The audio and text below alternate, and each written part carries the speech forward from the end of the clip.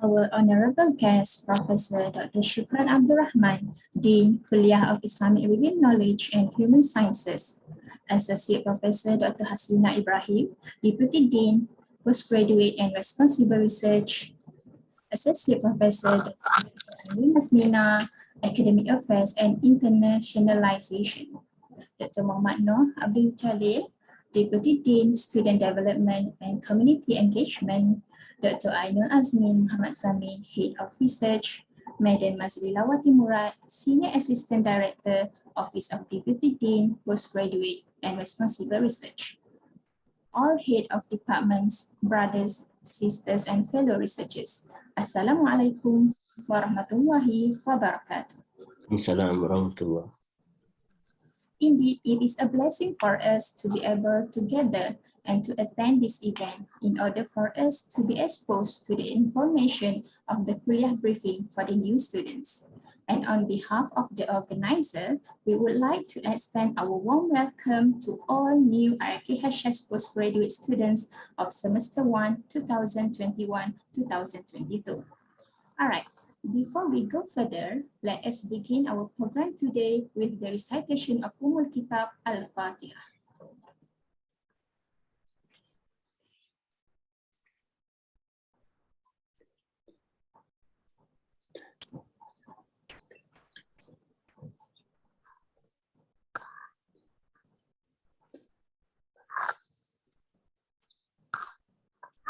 Amin, amin, ya Rabbal Alamin. Okay, without further ado, let us welcome Professor Dr. Shukran Abdul Rahman, Dean, Kulliyyah of Islamic Review Knowledge and Human Sciences, to deliver his welcoming remarks. Falyatafaddal, mashkura wa ma'jura. Bismillahirrahmanirrahim. Alhamdulillahirabbil alamin wassalatu wassalamu ala asyrafil anbiya'i wal mursalin wa ala alihi wa sahbihi ajma'in. Rabbi shrah li sadri wa yassir li amri wahlul 'uqdatam min lisani yafqahu qawli. Amin. Amma ba'd. Thank you, Sister Amirah, Deputy Dean of Postgraduate and Responsible Research, Dr. Aslina, Deputy Dean of Academic and Internationalization, Dr. Datin Aini Mazlina, Deputy Dean of Student Development and Community Engagement, Dr. Muhammad Noor Abdul Jalil, Head of Responsible Research and Innovation, Dr. Ainul Maziyah, Heads of Department, Senior Deputy Director, staff, academics, right, and young researchers or graduate researchers. Assalamualaikum warahmatullahi ta'ala wabarakatuh, and a very good morning to all of you. Okay, first of all, I would like to welcome you, all of you, to this Kulliyyah of Islamic Review Knowledge and Human Sciences. Congratulations for having your decision, okay, having your mindset to continue studying, to continue seeking knowledge, to continue equipping yourself with knowledge, skills, ability, and new experiences at this International Islamic University, Malaysia, and to be specific, at this Kulliyyah of Islamic Review Knowledge and Human Sciences. I would like to also congratulate your family members, be they are your parents or your spouse, your children perhaps, for having their family member coming to pursue studies at higher degree, okay, with us at this International Islamic University, Malaysia.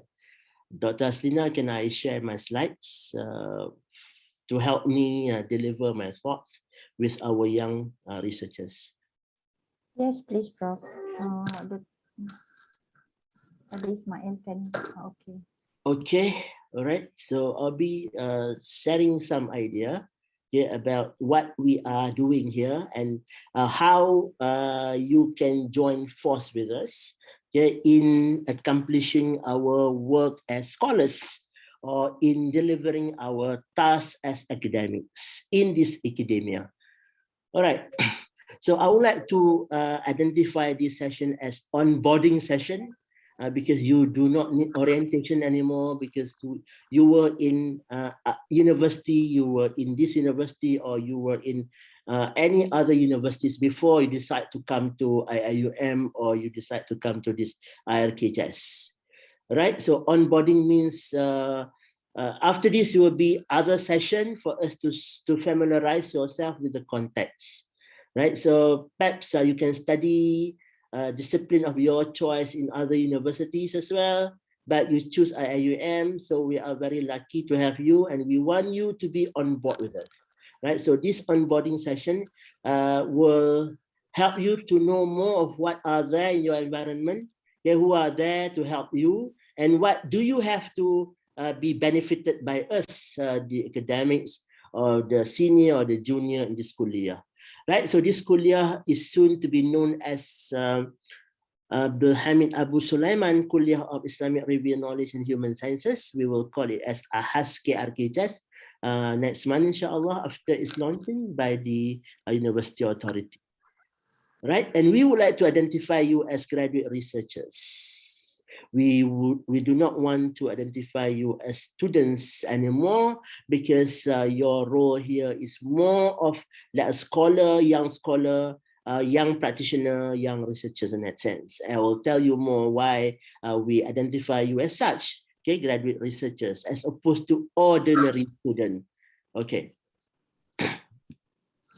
Perhaps these are some of the fundamental questions that you need to answer or you want to answer. And I wish if you could give your attention to the point that I would like to share with you. Perhaps take note and share that with us.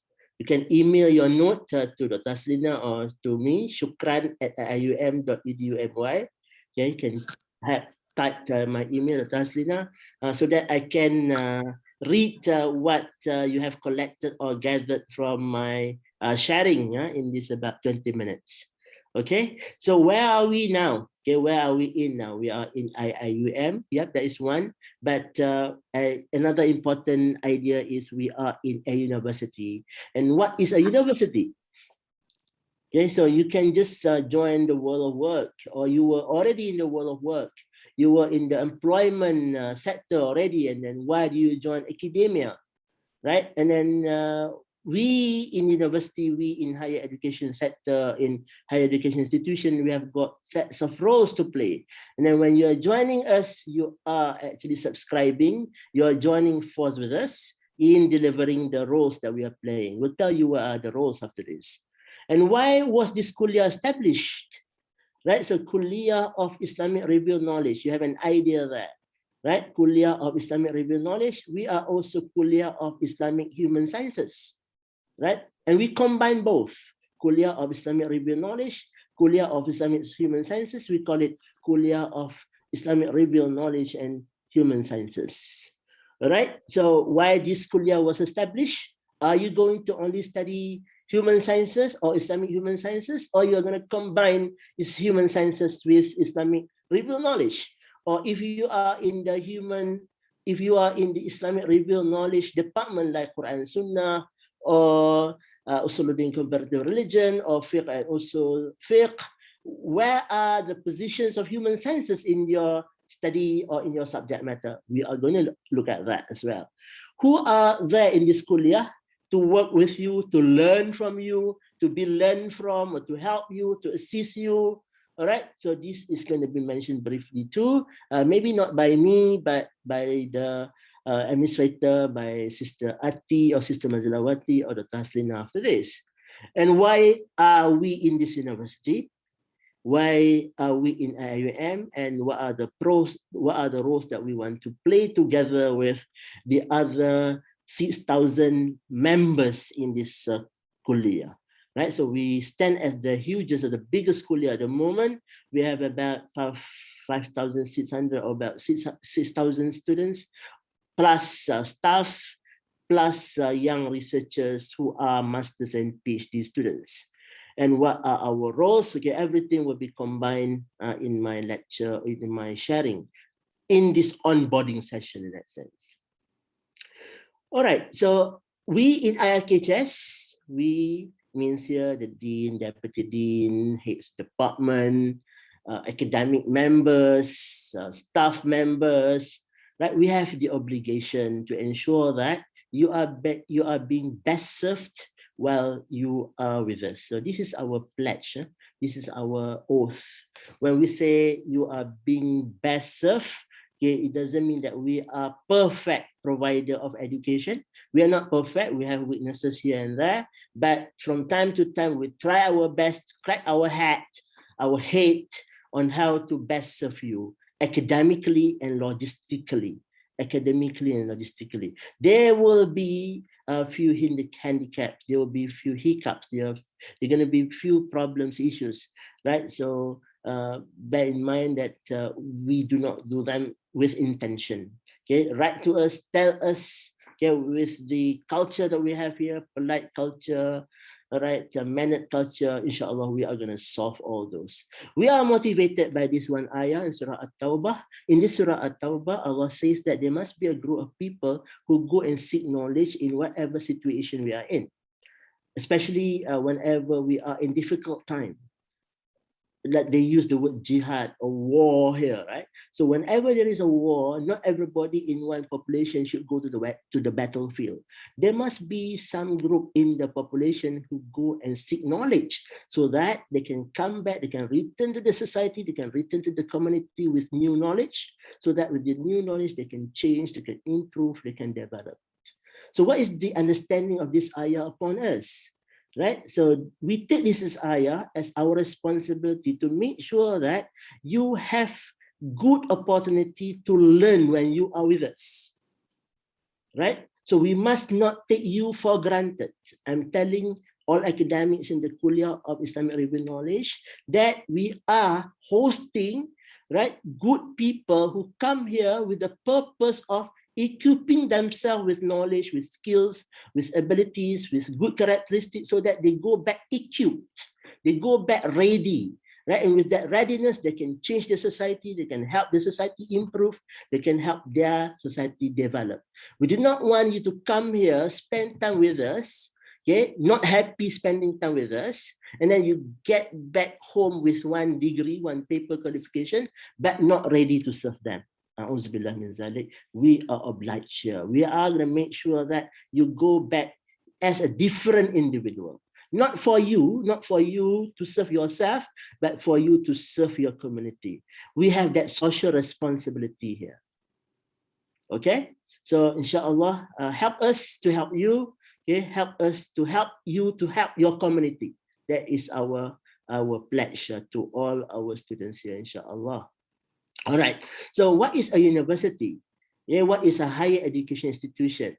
Right. So wherever you go, when you are in a university, we hope that this ethos can be, or these roles can be played, this function can be played. Right. So a university is supposed to develop human being, not only human being for the human being's sake, but for the society. Right? So that is an element of social responsibility here. We are not here to only help you to realize your ambition.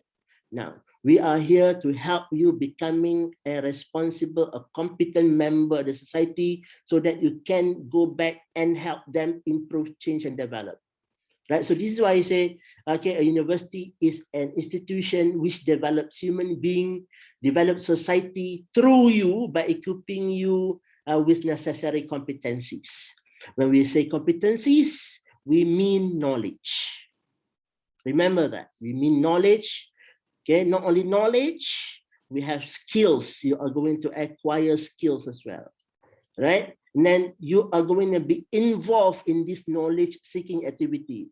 You are going to be participative in the skills development activities so that you will have the ability. All right? 3, ability. And you are also here to learn more than knowledge, skills, abilities. You are here to learn values as well. What are the good values? What are the good characteristics that must be in you so that you can be a good citizen, you can be a good workforce who can apply your knowledge, your skill, your ability for good use in the society. We're talking about KSAO. That is the model, right? So all the time when you are in this university, look for this opportunity to learn for knowledge, to develop skills, grab whatever opportunity to develop skills. And Okay, ability means experience. Expose yourself with various activities which are held on campus by students, by staff, by outsiders, by administrators, by anyone which can equip you to have KSO, right? So that KSAO, O means other characteristics, so that you can go out, you know, be competent and be ready to serve the community. That should be your pledge as well. Okay, our pledge, our oath is to make sure that you have positive, productive learning experience with us. All right, so you are going to work with us in this university to produce knowledge, not only to read others' knowledge, but to produce knowledge, meaning you are going to generate knowledge through your research, to reproduce knowledge, maybe knowledge which have been invented 50 years ago, 30 years ago, or even 5 years ago before COVID, need to be reproduced so that they are relevant to the context. Preserve knowledge. There are many good knowledge, fundamental knowledge. Islamic studies have many fundamental knowledge which need to be preserved. Preserve here doesn't mean to memorize or to be parroted out only, but to be systematized as well. To be systematized means to make them relevant to the context that you're operating now and also in future. Organize knowledge so that the knowledge is suitable for the local context, right? So you are from other countries, for example. Okay, so the knowledge that we give you, okay, has to be blended with the culture of your place. We're talking about integration here. When we talk about integration, it's not only about integrating human sciences and Islamic studies, it is also about integrating the knowledge that you learn from your professor with the knowledge of your local context. The local knowledge has to be blended as well. So that is organize and then transmit. So these are the idea of relevantization. Okay, so you need to make sure that the knowledge that you are having from us are relevant to the context that you are operating in, to the context of time and space in that sense. All right, so here we are talking about link, okay, link between, connect between the teaching in your classes. You are going to meet your professor only about 3 hours or less than that in a week, right? So other than that, your time is for you to read, for you to study, for you to observe, for you to research, right? And more importantly, to relate it with the context of time and space you are in the community in that sense. All right, so we are here not to produce another you for your good you, for your better you, but we are here to produce you as a good citizen, as a better citizen, as a better workforce for your society. So that is the social function of a university. Gone are the days when we produce people or we produce individual for the benefit of that one particular individual, disconnecting it from other people, family, society, country, and the whole ummah. We do not want to produce individualistic workforce or citizen. It sounds ideal here, but that's the purpose of IIUM being established. We are here to produce caliber, competent, social agent of change, agents of development, agent of improvement for the benefit of many, for the benefit of you as well, here and also in the hereafter. All right, so most important in our context here, okay, under the Ministry of Education last time, okay, university has the responsibility to produce talent who are high quality, all-rounders or holistic, and have the mindset of entrepreneur. Entrepreneur here doesn't only refer to businessmen, yeah, it refers to people who are, you know, ready to take challenge, people who are ready to go extra miles in improving quality of life for individual and society. Okay. Why were we established? Right? So we were established the same day the university was established in the year 1983.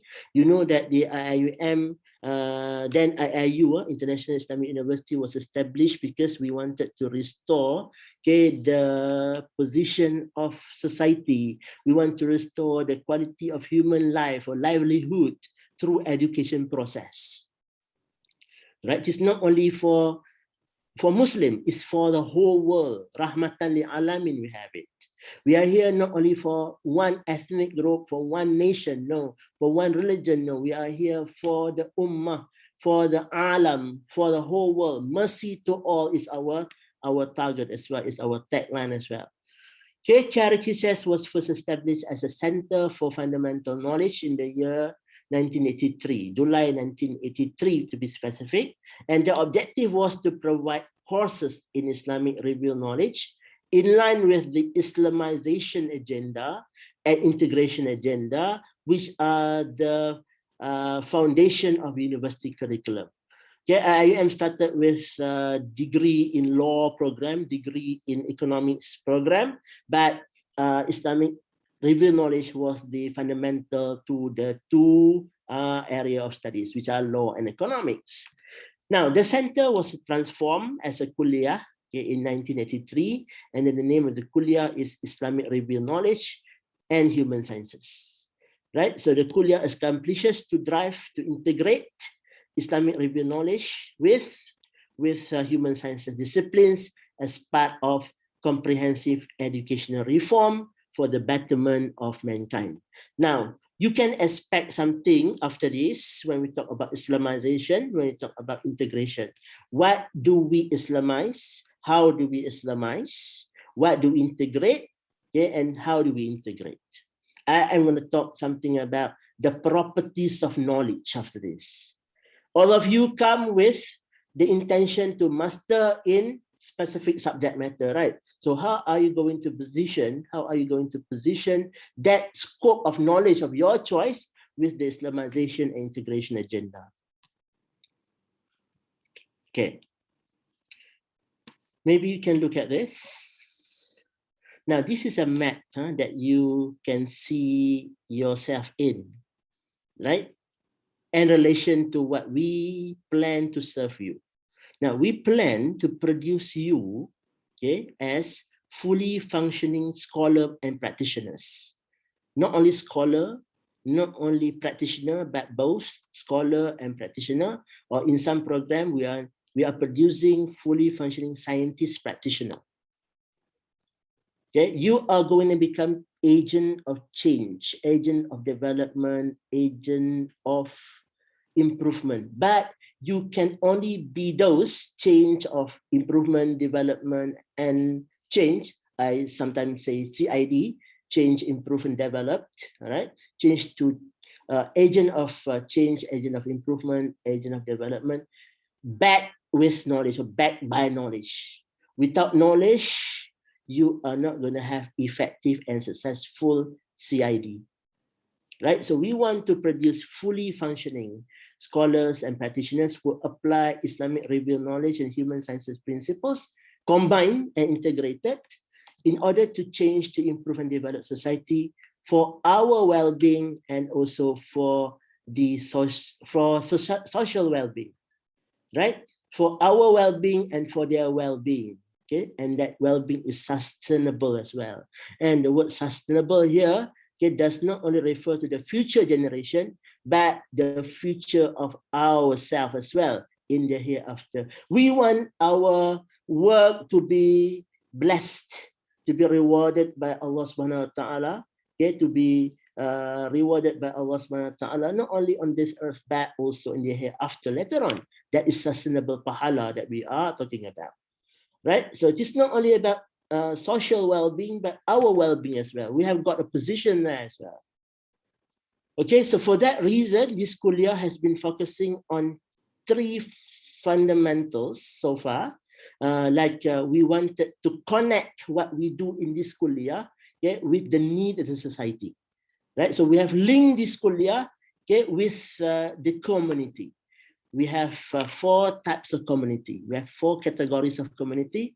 First one is professional community. If you are a psychologist, for example, we link you with the professionals out there.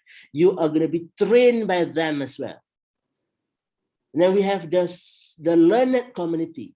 We engage scholars, professors from other universities, from outside Malaysia as well, okay, through seminar, conference, nowadays webinar. We have scholars from other parts of the world addressing us every week. Sometimes in a week, we have 3, 4 webinars. Okay? We have 3-4 webinar. And then please take advantage of their presence. Please take advantage of their presence, learn from them. Right? So we engage this learned community.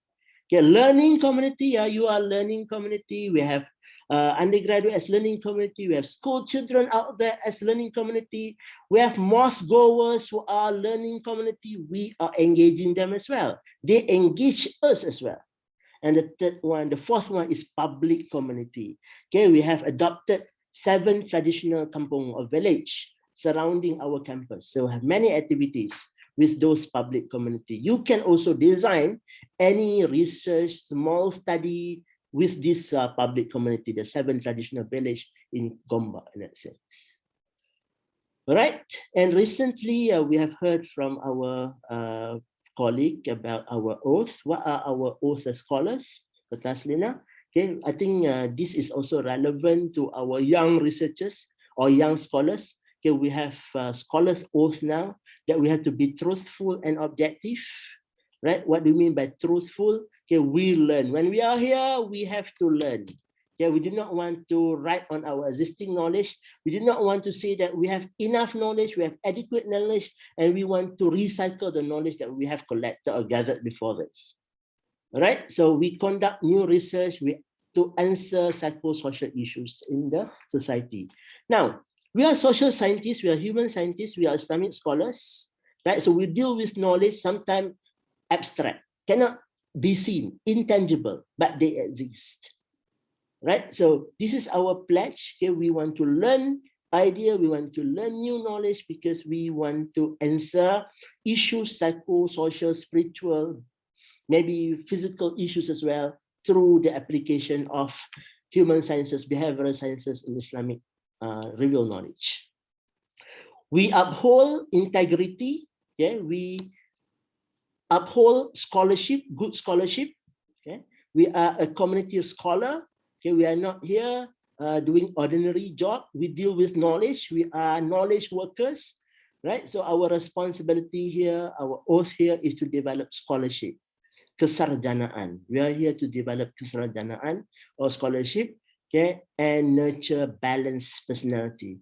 We do not want to equip ourselves with high level of knowledge but no skills. We do not want to have abundance level of knowledge but no values as well. We have enough of corrupted people out there. We do not want to add to the statistics. So we need to leave this university with good values, and these values hopefully can regulate, can govern our behavior so that we can continue becoming what we call the sustainable well-being. Okay, we contribute to the development of sustainable well-being for our benefit and the social benefit. We are community relevant. Okay, we share our findings, whatever we have found in our research. We are going to apply them, okay, when we design intervention, right? The knowledge that we generated, the finding that we have from the society are not going to be written for submission only to get our degree, our master's or PhD, but we hope those findings can be shaped, can be turned into programs, intervention programs that can be benefited by our society so that they can change, they can improve their life, they can develop, okay, well-being, okay, for their benefit here and also the hereafter. And then we have to be wise. Okay, we uphold creativity, we uphold innovation in order to improve sustainable quality. Now, that is our oath. We are here not only to chase for paper, we are here to equip ourselves with knowledge, skills, ability, and other desirable values so that we can go out ready to serve. Right? And in that sense, yeah, we want to look at our function here, our function as a university, our function as scholars in university, and then it is now becoming your function as well, which are intellectual function. Okay, by intellectual function, we mean you are here to work with knowledge. You are going to learn knowledge. You're going to read knowledge. You're going to generate new knowledge. You are going to reproduce knowledge. You are going to systematize knowledge. More importantly, you are going to disseminate knowledge, share knowledge, that you have read, that you have gathered, that you have reproduced, that you have written with the society, so that they can change, improve, develop themselves. Second function is social function, which is related to the intellectual function as well. You have heard a lot about employability and employment, right? And in our definition of employability, we said that we are producing you so that your knowledge can be benefited, can be used by the society. That is employability. Employability is not about your individual employment. Employment has the element of egocentric or about self-centric, right? So we are only talking about individual achievement to realize his or her ambition. But employability talk about your function in the society, whether the degree that you earn here can be used, okay, to help you and to help your society as well. Now that is the function of university, to produce people who can become agent of change, improvement, development in the society. And the third one is educational function. When we say educational function, we are talking about shaping you to have good values, to have good characteristics, the akhlaq part. Now, this is the aim of IUM. If you go to the IUM mission, if you go to the IUM education philosophy, it is rich with the third one, the education part. We are here giving you knowledge, facilitating your learning processes so that you can become not only a good workforce, not only a good citizen for the country, but a good servant to Allah, the Creator. Right? So the more knowledge that we have, the closer we are to the Creator. And when we are closer to the Creator, the closer we are to His created, to His creation as well. Right? So hablum minallah will lead to hablum minan nas. Right? So this is our function in IUM. Now, in order to do this, okay, you are going to deal with the subject matter of your choice: political science, psychology, history, sociology, communication, right? Quran, Sunnah, Usuluddin, comparative religion, and also fiqh. And then you have also English language literature, Arabic language and literature. These are the knowledge. Let's look at what do you have to deal with when you deal with your knowledge. We only know psychology, but what are there in psychology that you have to peruse, that you have to give attention to? In this Kulliyyah, we have started to talk about AEO, and we added T now. Okay, A means axiology, the values. What are the values of studying knowledge? What are the regulating values? What are the valuable principles that you can derive from the knowledge? What value does the knowledge give you? What value does the knowledge have? And what is the value that you should uphold when you deal with the knowledge? Now, that's very important as well, right? So that would strengthen your niyat now. Why are you in this department doing masters in sociology, for example? What's your niyat? Right? So that niyat, that intention, that value will be regulating your knowledge journey throughout your 2 years or 4 years stay with us. Second property is the approaches. All right. So when you want to approach knowledge in political science, for example, what are the methodology to observe the knowledge? In IUM, we are talking about empirical approach. We're talking about objective approach, plus the divine approach, acquired knowledge as well as revealed knowledge. Right? So in IUM, right from undergraduate to master's, PhD, when you deal with subject matter, we want to look at the sources. What are the sources? Scientific, objective, what else? And we do not limit the source of knowledge to the empirical sources. You also look at what our Quran, our Hadith have to offer. Right? So this is the approaches. We call it epistemology. And the third one is the subject matter.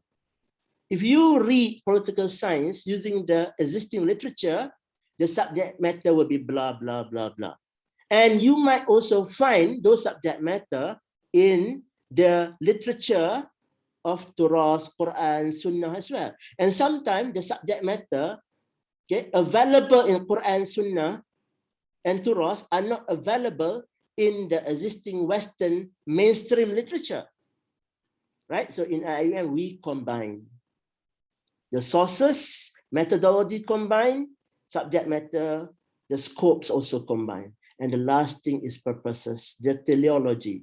And the third one, if I can use the word ontology for you, talk about the subject matter and scope that you deal with. And the fourth one is the purposes. Why? Again, why are we in this business of producing knowledge, generating knowledge, learning knowledge? There must be reasons for that. And the reasons, as I have spoken from the very beginning, is for you and for the rest, not for you alone. And we do not dismiss ourselves as well. We have to position ourselves in that picture of benefit too, because we want to bring this knowledge. We want to make sure that this knowledge is beneficial to us after death. Right? Right? So this is very holistic in that sense. We are in there and our society are being factored into. Right? So this is the teleology of knowledge. And I hope that this have enlightened you or have helped you to renew your intention or to underscore your intention or why you are here in this Kulliyyah, why you are here in IUM, and more importantly, why you are back in academia. Okay, Dr. Sina, that's all. Thank you very much. Assalamualaikum warahmatullahi wabarakatuh. Waalaikumsalam warahmatullahi wabarakatuh. Thank you very much, Professor Dr. Shukran, for such meaningful and heartwarming messages during the onboarding session. We truly hope that the spirit and warmth highlighted will never fade for all fellow researchers and for the fellow RKHS community. On to the next agenda. Again, I welcome Professor Dr. Shukran to do the honor and officially launch the KRKHS PT Society Rexall. Please welcome.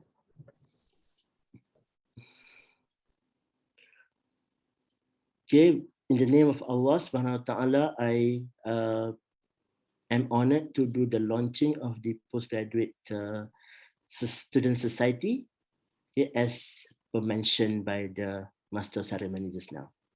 Congratulations.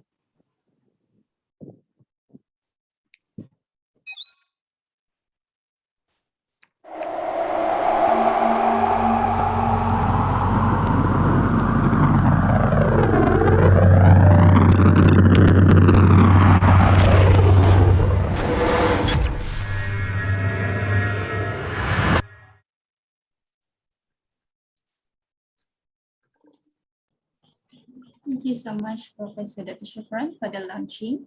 And with this, we hope that Rexall will be a great of help in bridging the important shareholders of KRKHS, striving towards better graduates and a better Kulliyyah administration.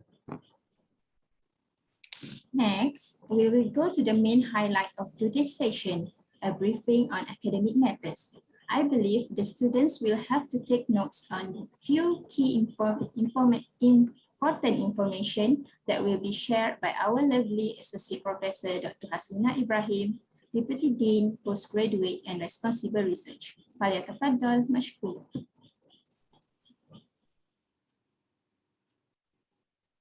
Bismillahirrahmanirrahim. Alhamdulillahi rabbil alamin. Wassalatu wassalamu ala ashrafil anbiya'i wal mursalin wa ala alihi wa sahbihi ajma'in. I hope you can hear me very well. Thank you very much, Sister Amira, our MC for today. Professor Dr. Shukran Abdul Rahman, thank you very much for your moving speech. Yeah, as usual, every time we listen to your speech, we are given new spirit and inspiration on how to pursue our roles in this university. Deputy Deans, Associate Professor Datin Dr. Aini Maznina, Assistant Professor Dr. Muhammad Noor Abdul Jalil, and who else here? Senior Assistant Director, Madam Mazlila Wati Murad, Our head of research, I would like to apologize on her behalf because our program clashes with another commitment. Assistant Professor Dr. Ainul Azimin Zamin, yeah, the head of research, and then all heads of departments. Thank you very much for making your time. I know that we are just what you call that, entering into the new semester, and everybody is busy with classes. But inshallah, I hope your presence here will give more meanings to the students, because I think most of the time whenever they have problems, they need to, get back to the heads of departments. Our RECSOC members, yeah, reveal knowledge and human societies, PG students society, Sister Hannah, Brother Ashad. Afterwards, we will be introduced with these lineups. Graduate students, brothers and sisters, Assalamualaikum warahmatullahi ta'ala wabarakatuh. First of all, I would like to welcome you and congratulate to all of you for choosing to, to come to this university, for choosing to come to KIR-KHS. And I appreciate it that I think we have about more than 80 or 90 Sister Mazilawati today. I appreciate your presence very much, and I hope that we are able to share with each other and to be inspired with each other. And I would like to address a little bit what our Dean has mentioned just now. Yeah, in fact, it is very clear from the speech of our Dean that we are adopting an inclusive approach to our graduate students. Yeah, and that's why this semester, after how many semesters we have postponed the launching of RECSOC, yeah, this semester we decided to, to kick off the launching of this society. We hope that this society can be the bridging, yeah, instrument or tools between the Kulliyyah and our graduates. Yeah. And also Prof. Shukran has been speaking on the ontology of graduates, yeah, of our role as researcher. And you are as young researcher, we are responsible to nurture you and to develop in you this aptitude and attitude as researcher. And because of that, we hope that you are also going to be together in this journey. Yeah.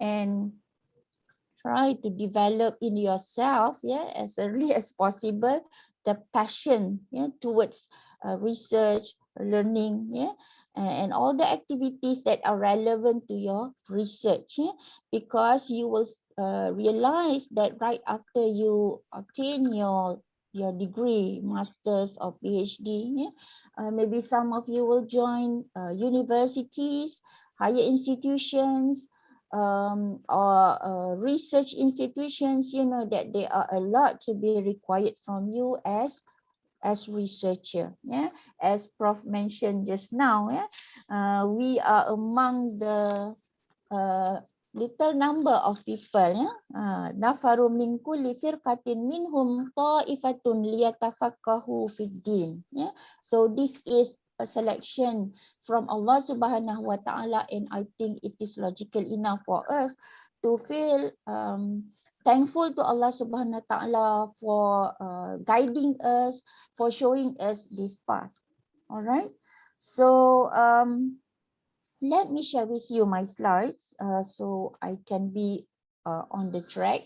First of all, our graduates, let me some of you are from IIUM, so you may be familiar with the structure of the university, of the Kulliyyah especially, but there are also newcomers to the Kulliyyah. So let me explain to you, or let me brief you what are the structure of our Kulliyyah, because based on my previous experience, some of you who are new here, you are not very sure which is which, yeah, which division you belong to, and if you are in IRK, whether you have any relationship with HS or not. So basically our kuliah is divided into two, yeah, IRK, Islamic Revealed Knowledge and Human Sciences. And normally when we have postgraduate students from RK, whenever I ask them which department you belong to, they will say from IRK. Yeah, but under IRK, we have a number of departments. So you need to know which department you belong to. Yeah, either Quran Sunnah, yeah, RKQS, we are using this abbreviation for easy communication, yeah, RKQS, Quran Sunnah Studies, RKFQ, Fiqh and Usulul Fiqh, RKUD for Usuluddin and Comparative Religion, and we have also Department of Arabic Language and Linguistics. Yeah, this is for Arabic Studies, is Arabic Language Studies. So these are under IRK. So if you say that you are IRK student, you may come from all these four departments. We need you to be specific in order to zoom into your status, so we can resolve your or help to resolve your problems. And also we have another division, which is human sciences. There are 1, 2, 3, 4, 5, 6 departments under human sciences. So we have history, psychology, sociology and anthropology, English language and linguistics, and then we have political science and communication. Yeah. So why are these two divisions together under Revealed Knowledge and Human Sciences Kuliah?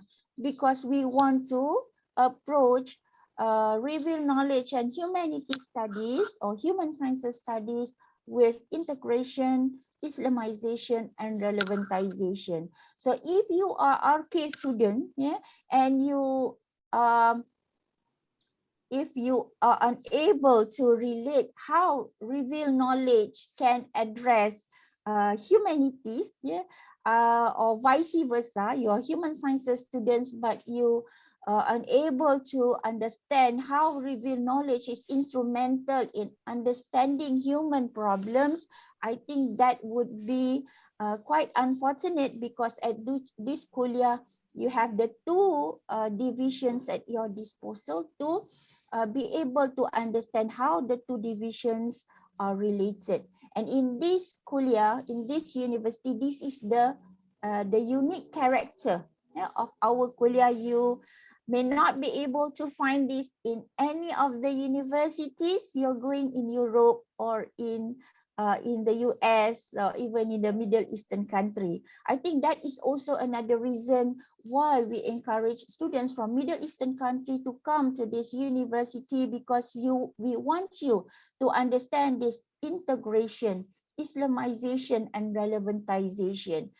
Now, when it comes to human sciences, you find that most of the subject matters in human sciences are offered in English. Yeah? And it comes to IRK, most of the courses are offered in Arabic. As much as possible, we want you to be able to at least understand the two languages. You know, students from RK to understand English, yeah, and students from HS also to understand Arabic. It is our ambition that our students to be able to at least read Arabic sources, for our key students to communicate in English, because English is a widely spoken language all over the world. So you may want to communicate Islam using this language. Yeah? All right, and also the beauty of these two divisions in this kuliah is that it create lots of opportunity for you to learn from academics from both divisions. So say for example, you are RK students and you are doing a title that may have something in relation to history, please by all means recommend or suggest to your supervisor to have your co-supervisor from history department or from sociology department. I know that there are many society problems that concern humanity studies. So RK students can have, you know, lecturers or supervisors from human sciences, and HS students, say for example, you want to write something in relation to the social problem, and you want to see how Islam helps to overcome that problems or the solutions prevalent in Islam. So you may also get someone from Quran Sunnah studies, perhaps, yeah, from fiqh usulul fiqh, because fiqh usul fiqh is more of applied Islamic studies. Please invite them to be your co-supervisor. This will add values to your research. And here also we are encouraging our academics to have what you call that, group research, yeah, to do research together with people from the different divisions or researcher from different divisions. Yeah. All right. These are our team. Yeah, they are, mashallah, working day and night. Yeah. As you can see, our dean, Professor Dr. Shukran, he replies to email. Yeah. So even though you write angrily at him, he said just now that we have to write with respect. That actually shows some of his experience dealing with students.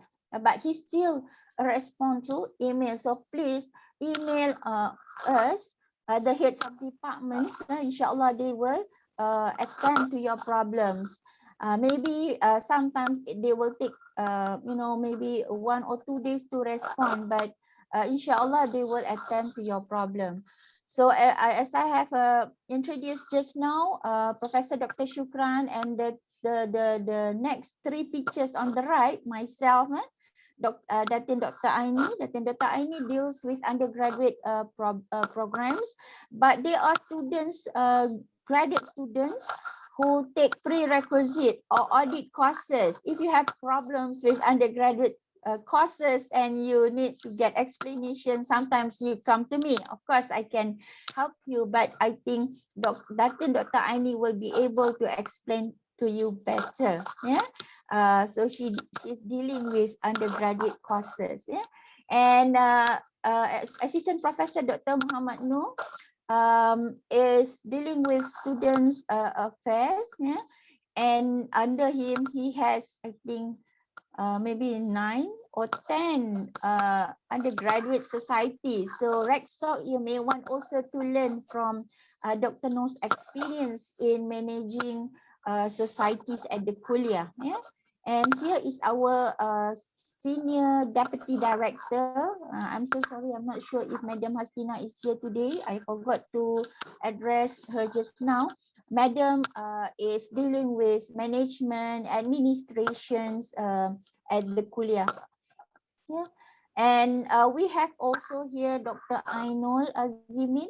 She is together with me looking into research, yeah, and anything related to research with regard to leadership, with regard to consultancy, and many more. Afterwards, we will discuss about my portfolio as well as Dr. Ainul. And here is Professor Asim. Professor Asim, if you are here, I appreciate if you can acknowledge yourself. Prof. Asim is the head of Department of Arabic. Prof. Asim is here.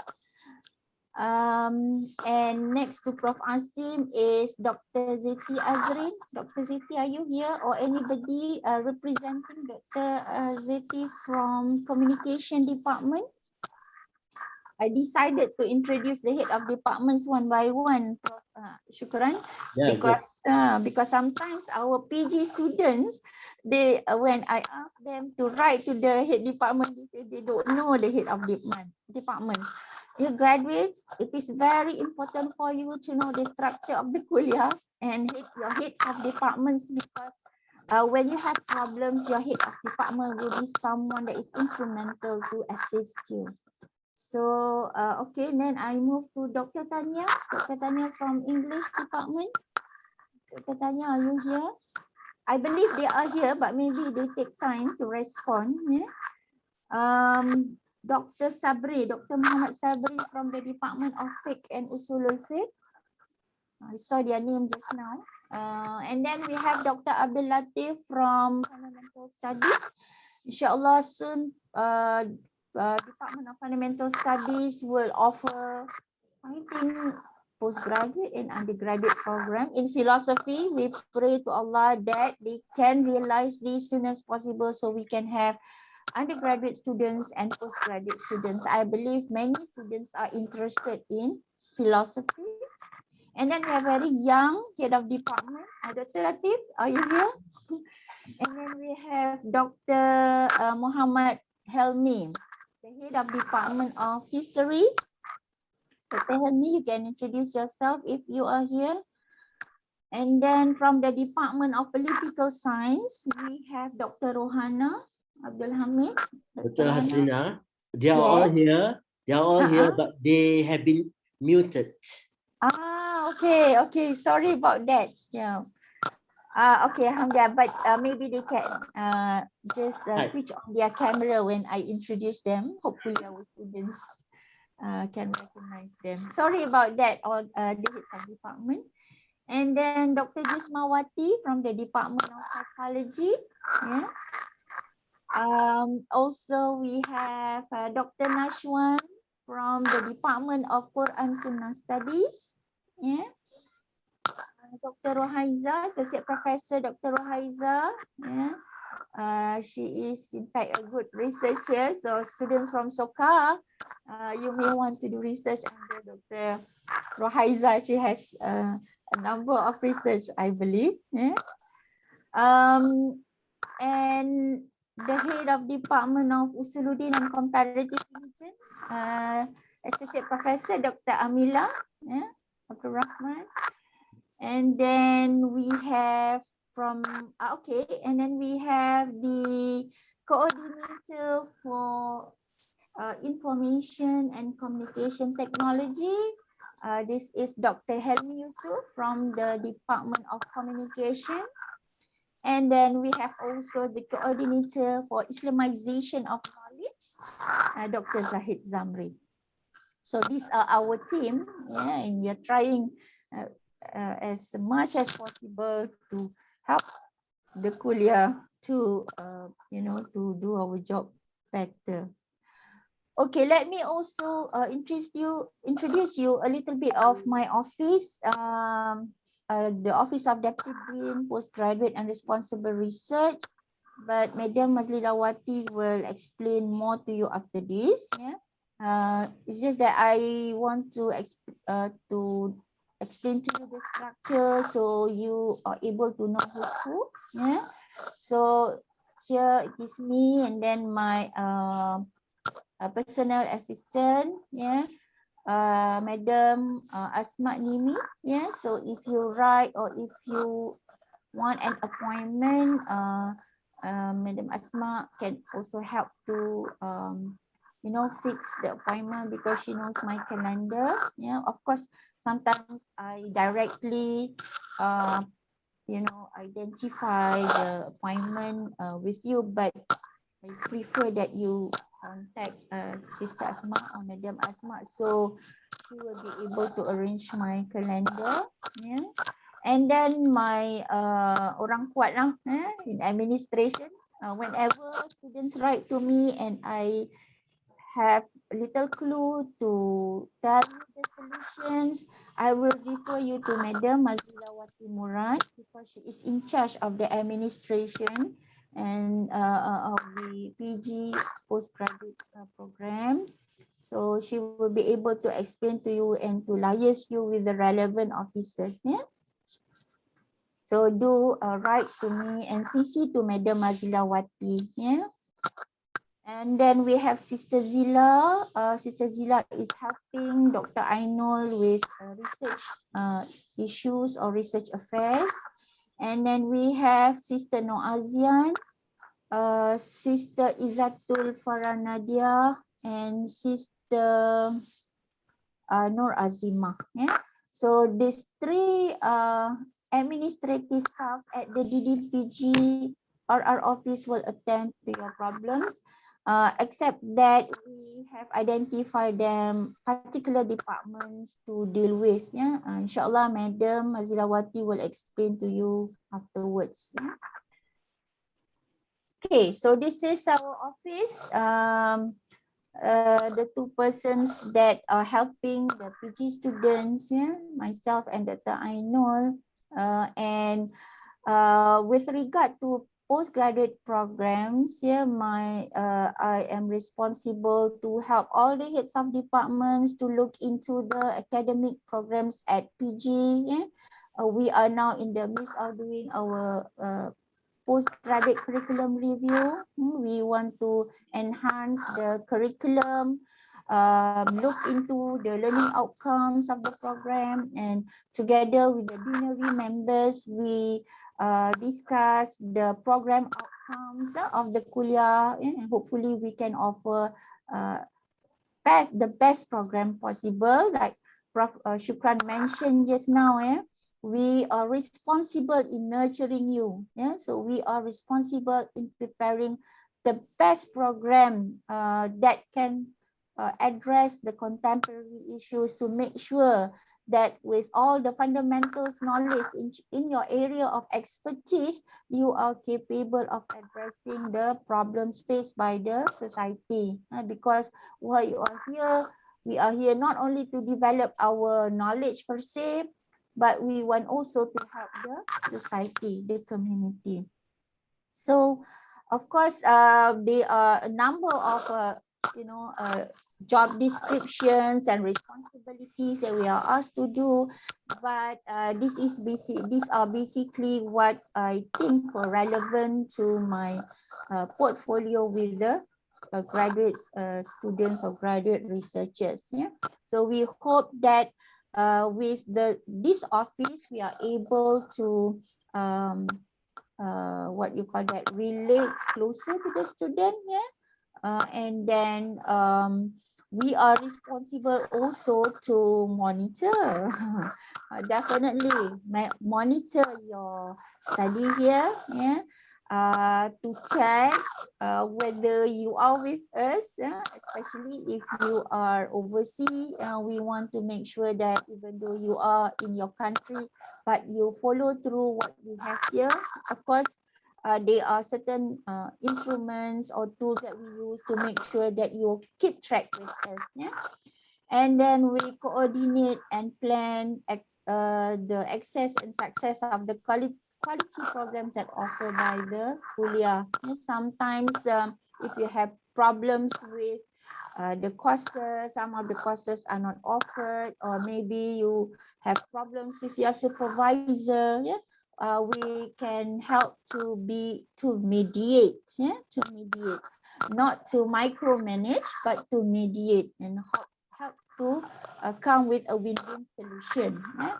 And also monitor the implementation of the postgraduate degree program. Yeah, so that is basically the the fundamental basic roles. As I mentioned just now, we have number of roles to play. Now, Prof. Shukran has discussed this at length just now. Why are we here? What are we going to do here? What is our objective? So I would like to stress that, being a graduate researcher, postgraduate students, we somewhat have different way of with different perceptions and expectations towards you. Yeah, we hope to nurture you as researchers, so that requires lots of independent learning. Yeah, independent learning. So whenever you are on your own, you need to inculcate in yourself the spirit of learning on your own, and try as much as possible to find the means to help yourself to learn better by attending programs, webinars, research skills. Yeah, I used to say to my graduate students and undergraduate students that your second home is the library. We used to go to the physical library, but now because of the pandemic, we need to use lots of digital library. Yeah, and we need to enhance our skills in finding sources on digital library, in trying to relate our area of expertise with other, sciences as much as possible through learning, through discussion. That's why sometimes please also join webinar. There is no wrong for students from English department to join webinar organized by Quranic Sunnah Studies, or from Usuluddin to join the webinar organized by History department, because you find that when you do literature, sometimes you find materials that is not specifically into your area, but also relate with other social sciences. Yeah. And also bear in mind that this is the reason why this department, why my office is called Department Deputy Postgraduate and Responsible Research, because we want to inspire you to do responsible research. What is responsible research? Research that is impactful, yeah, that not only contribute to your new knowledge or enhance your knowledge horizon, but also knowledge that can give meanings to others. Yeah. So I mentioned just now these three words: Islamization, integration, and relevantization. As much possible, we want this to be reflected in the titles of your research, because these are the unique features of your research. You have the lecturers who are capable of assisting you from both divisions to do Islamization if you are from human sciences. Yeah? Maybe you are familiar with a number of works, research, and book published by the department. Just recently, I think the Department of Psychology, can Prof. Shukran, this book on what is the title? Spiritual The something? Soul of Psychology. The Soul of the Psychology. Psychology. I think people from psychology knows what it means by psychology. And discussing soul with psychology is something not relatively new, but I think this give a very unique feature of your department, because the question of the soul, of course, is much discussed by Muslim scholars. Yeah? Those from Usuluddin are familiar with the concept of the soul, of Al-Ghazali, of Miskawai, so on and so forth. So you may want to venture into this new area of understanding psychology from the Islamic studies as well, if you have the right person to be your supervisor and your supervisor. This is only one of the example. Yeah? We have a number of examples, and for that I welcome you to check the CV of your lecturers at the department, and know what area of research they are in, so you may be able to be inspired or to be guided in terms of the selections of the titles of your research. Yeah? All right, as graduate students also, I would like to stress that it is important for all of you to be conversant with the useful websites on websites of IIUM. Yeah. So the first link is the link to CPS, Center for Postgraduate Studies. Why CPS websites are important? Because not only that they have the forms, but they have also PG rules and regulations revised 2020. So if you have some issues with regard to the number of words of your thesis, with regard to the year of study, with regard to extension, you actually can get the information from the PG rules and regulations in the CPS website. It is very important, because sometimes when students ask me, I myself will have to check into this PG rules and regulations. Bear in mind that the administration of your study is also part of your study. Some students think that it is not important to know whether I register or not this semester. It does not important whether I'm in third year study, fourth year study, but okay, but let me tell you that, say for example, if you are in your fourth semester, if you're a master student, the maximum period of study is 3 years. And if you are in the fourth semester of your study and you have yet to defend your proposal, this is very, very unfortunate. And you may want to see how to resolve this problem. What can you do? So you check on the PG rules and regulation, you find the answer. What happened if by fourth semester you have yet to defend your proposal or you have yet to get a supervisor? Yeah, of course you can ask the office, but sometimes we will say, okay, you check with the PG rules and regulation because we want to educate you to know, because there are so many administrative requirements that you need to be aware of, that will affect your studies. Yeah. And then also please visit the Deputy Dean Postgraduate Responsible Research website. Apart from the forms, we also update our website with regard to, maybe formatting information, editing information, maybe there are new forms, maybe there are new regulations. Yeah. Yeah, please check on the website from time to time. We need also feedback from you. Sometimes the link does not work. You tell us so we are able to attend to the shortcomings, the problems.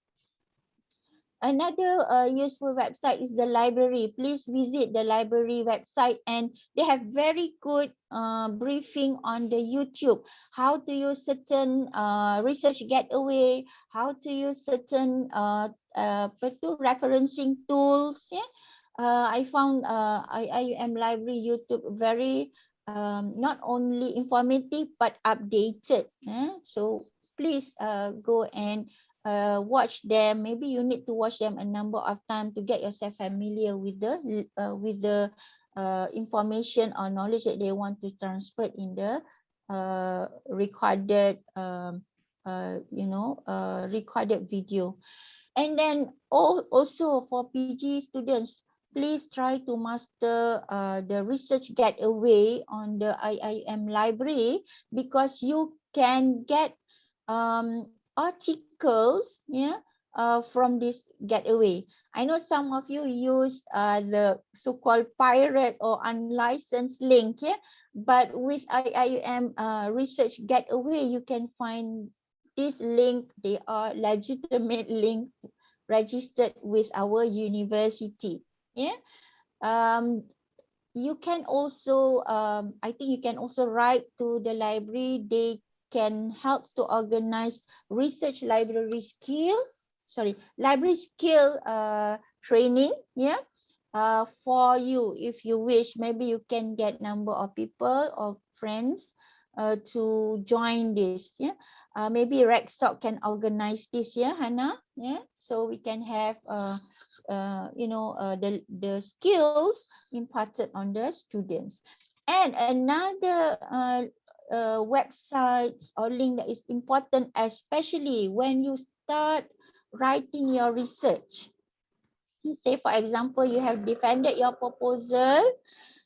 Once you have defended your proposal, you will register for research. Every semester, you have to register for research. Don't forget.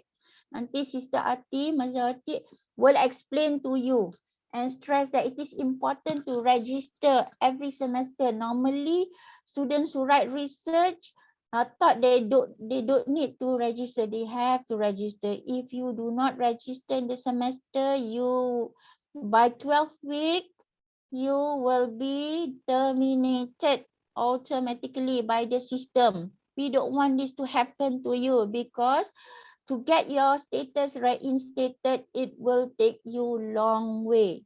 So remember, students who have started doing research, you have to check the iMonitor. If you cannot enter iMonitor, please tell Madam Mazilawati. She can help you to alert the IT officer or technician to let you in the iMonitor. All right, so journals, mashallah. Why journals? Because as graduate researchers, we expect you to write. There are many journals under our kuliah, mashallah, 10 journals. And a number of them are of Scopus journal level. So Asiatic is Scopus. Where is intellectual discourse? Intellectual discourse tak ada kat sini. Intellectual discourse is also Scopus. Intellectual discourse is the university journal, but it is under our kuliah. Yeah. And the rest of the journals, Journal of Islam in Asia, this is paid journal. I think the rest of the journals, they are free so far, but hopefully soon, if Dr. Ainul is here, she can confirm with me.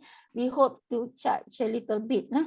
But how can you publish if you have, say for example, problems to pay for the publication fees? Yeah, maybe you can publish with your supervisor. I encourage all of you to publish together with your supervisor, but you have to be the main author and your supervisor to be the second author. That depends on the level of involvement in the article. If you write the article 80%, 90%, that article should be yours. Yeah? You should be the main author of the article. Yeah. What else? Okay, I also want to encourage you, if you thought that, wow, it is too trying to write in academic journals, why don't you try to write little by little and publish your stuff at IIUM Today, kan, Prof. Shukran? Yeah. Yeah, you can write maybe your journey in doing PG study. Maybe you have assignments, you want to take some of the items that you have written in your assignment and publish in IIM Today. You know, you can send to me and can send to the dean, and we can send it to the responsible person managing the IIM Today. This IIM Today under the Department of Communication, kan, Prof. Shuk? Yes, Okay. yes. The Department of Communication. So hopefully our graduate students will write in IIUM Today. This is as a training ground for you before you write in the academic journal. So publication requirements, of course, for master student, you do not have publication requirement except that if you are doing masters by full research.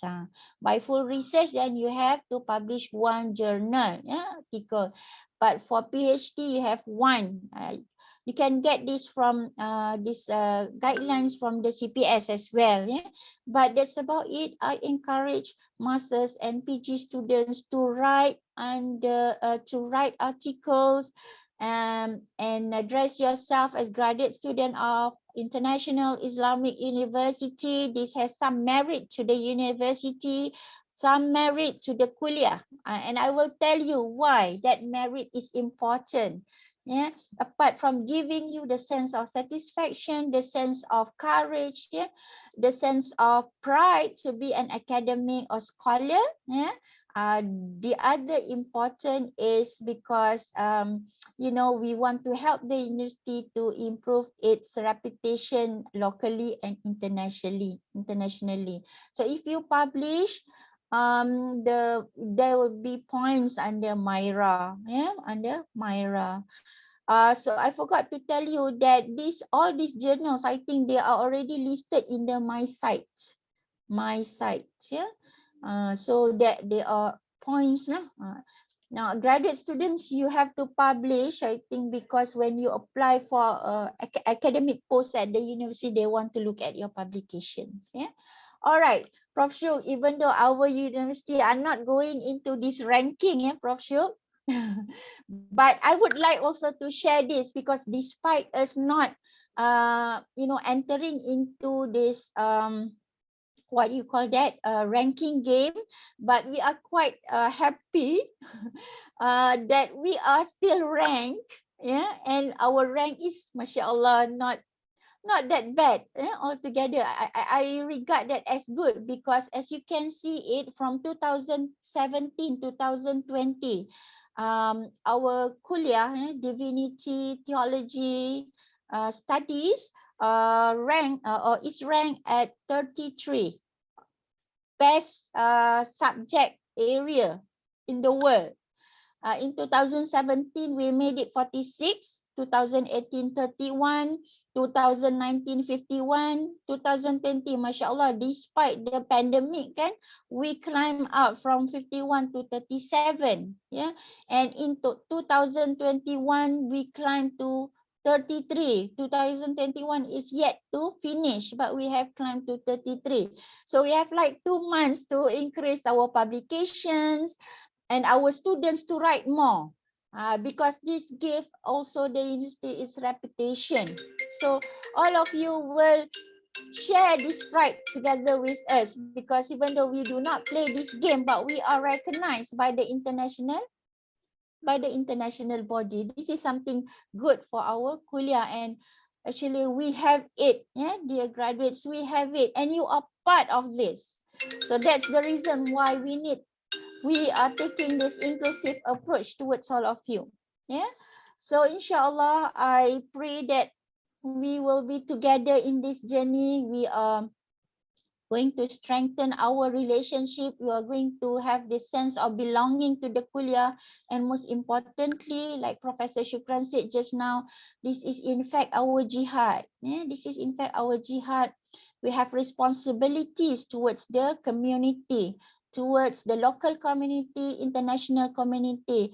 If you are international student, you come here, try to learn as much as possible, because when you come back to your country, you want to inspire the students who are not able to go to overseas, to go to IIUM, to learn the good things here. So bring the good things here to your country and help to develop your country, inshallah. Yeah. So with that, I thank you and Assalamualaikum warahmatullahi wabarakatuh. Over to you, Sister Amira. Waalaikumsalam warahmatullahi wabarakatuh. Thank you so much, Associate Professor Dr. Hasina Ibrahim, for her detailed explanations.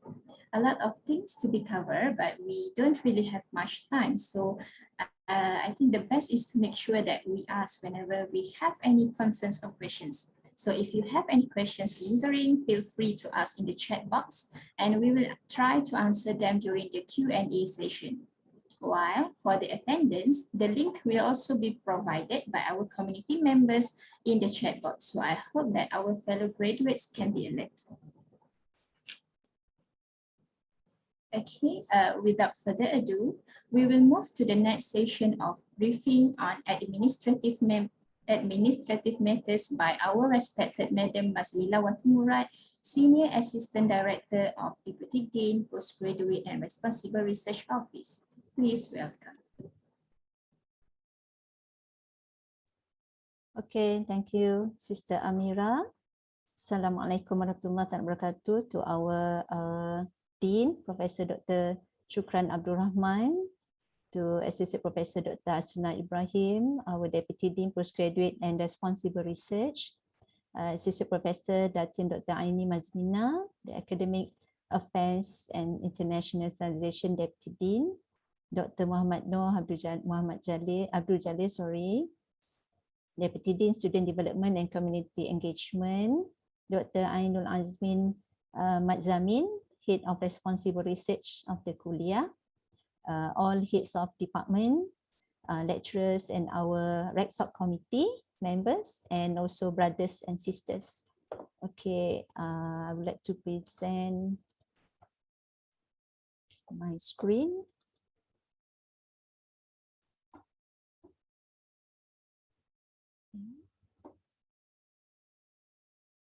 Okay, the first of all, I would like to share with you the flow of my presentation today.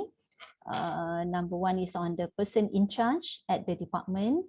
Just now, our Associate Professor Dr. Hasina Ibrahim has shared with you the head of the department. Right now, I'm going to share with you the assistant to the head of department. Right. And then also the person in charge at my office, and I'm going to share with you where to find the academic calendar, and then the important dates, the flowcharts, SOPs and forms that related to you as a student, and on the iMonitor, right? Okay, this is the person in charge at my office, Sister Nur Azian Zainur. she's in charge for the 3 departments. If you are from communication, sociology and anthropology, Arabic language and literature, you can email to her. Right? If you are on campus, you can come to our office and you can meet her. But for the time being, she's on sick leave until 14 October. All right.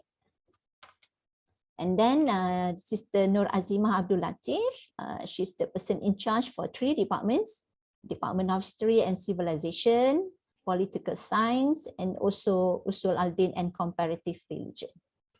Okay, and then this is Sister Izzatul Farah Nadia Zul Hardi. She just joined us last week, and she's in charge for 3 departments, Department of English Language and Literature, Department of Psychology, Department of Quran and Sunnah Studies. And this is Sister Noor Arzila Hussein. She's in charge for the Department of Fiqh and Usul al-Fiqh. Right? So if you are from these departments, you know who you can get assistance from. Yeah. And this is the personal assistant at the department.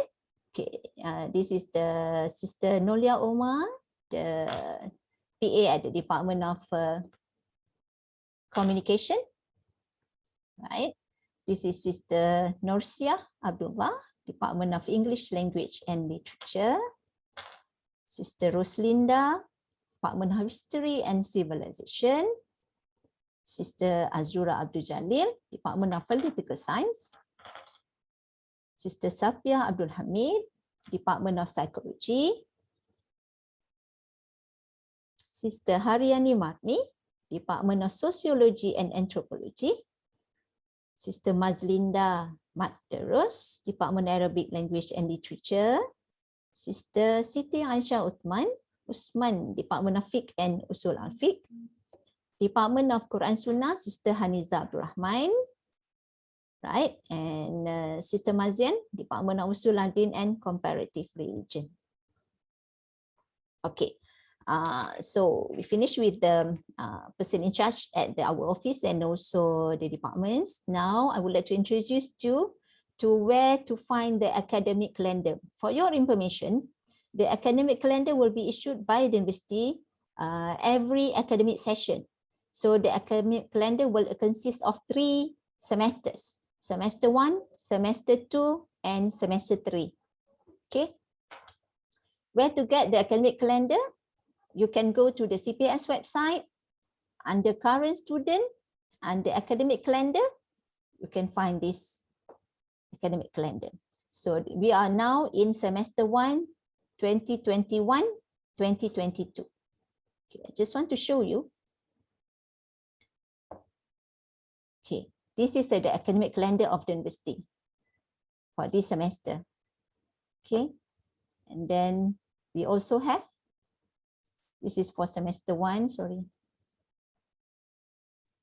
This is for semester 2, next semester. And we also have academic calendar for semester 3. But semester 3 is optional semester, right? Okay. Then we have important dates. Important dates issued by CPS every semester, right? Every semester, then you should know the important dates because there's a flow of the process of the application for that semester. Okay, I'm going to show how to go to the important dates still at the CPS website under current student. And then you click important dates and you can find the important dates like this, right? I'm going to show you the important dates for semester 1.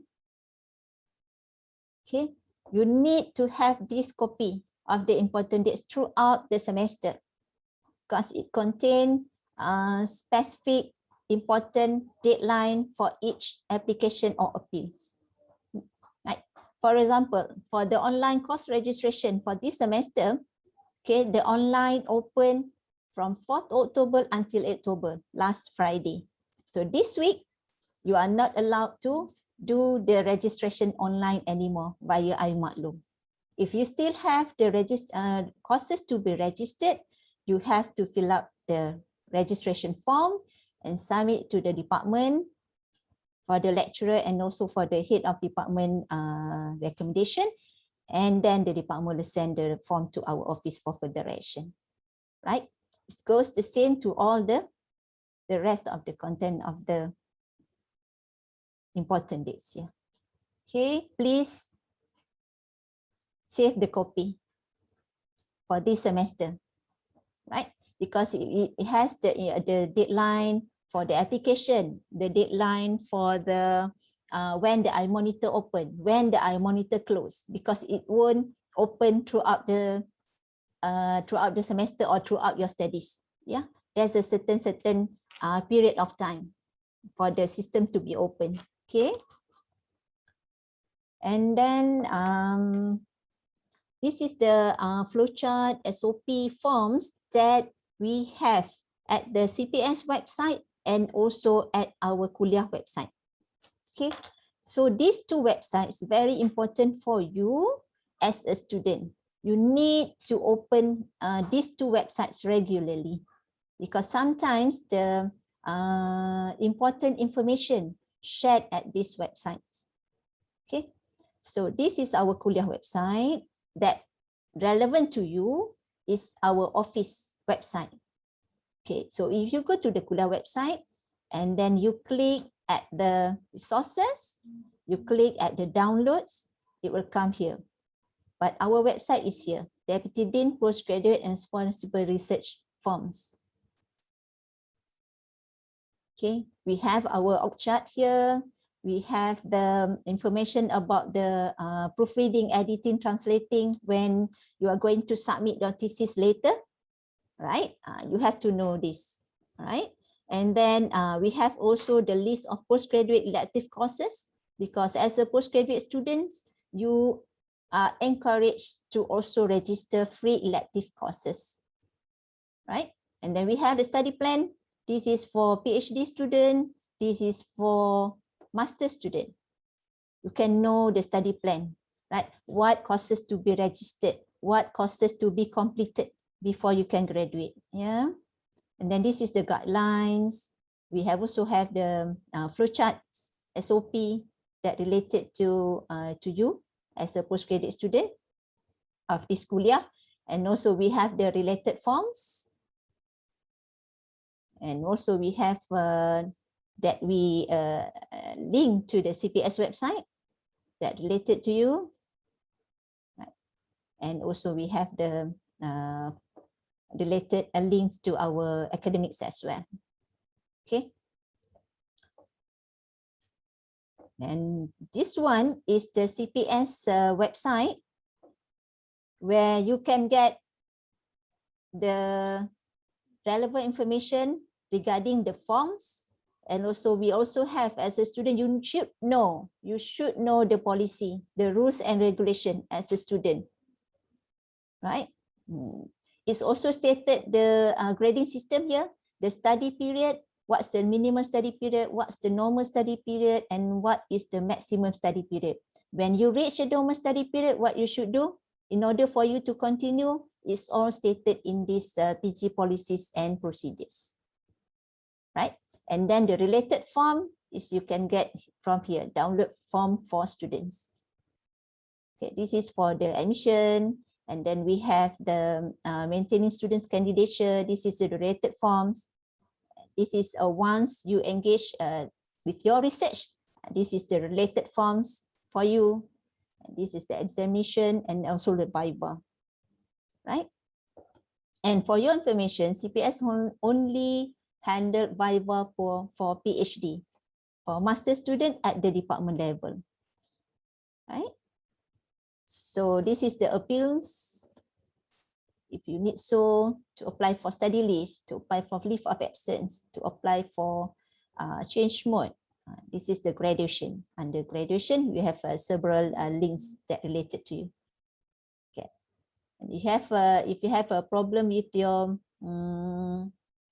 financial, Okay. There's also assistance that you can get from CPS, from the endowment fund. If you're international, you can seek assistance from international office, right?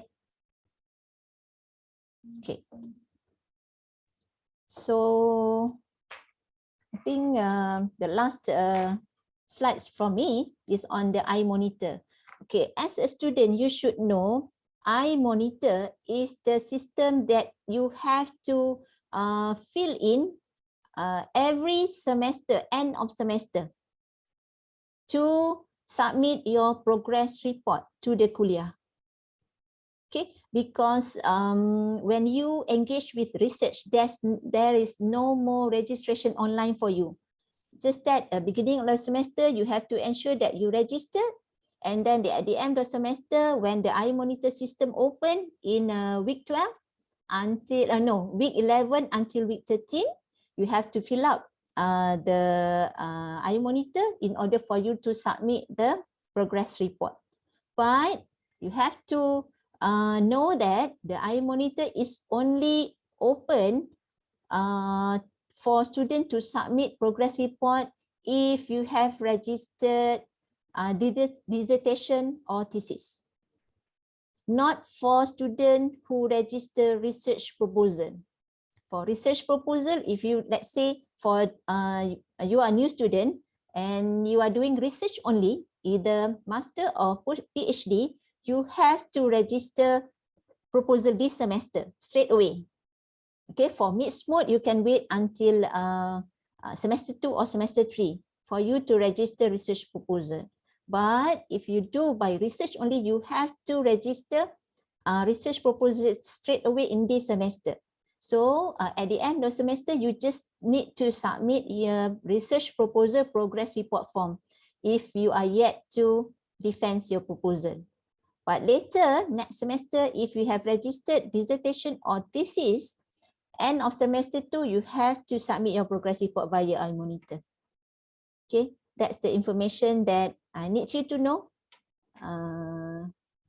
And then to ensure that every semester you have to check, although you are doing dissertation or thesis or research proposal, you have to make sure that every semester you register until you graduate.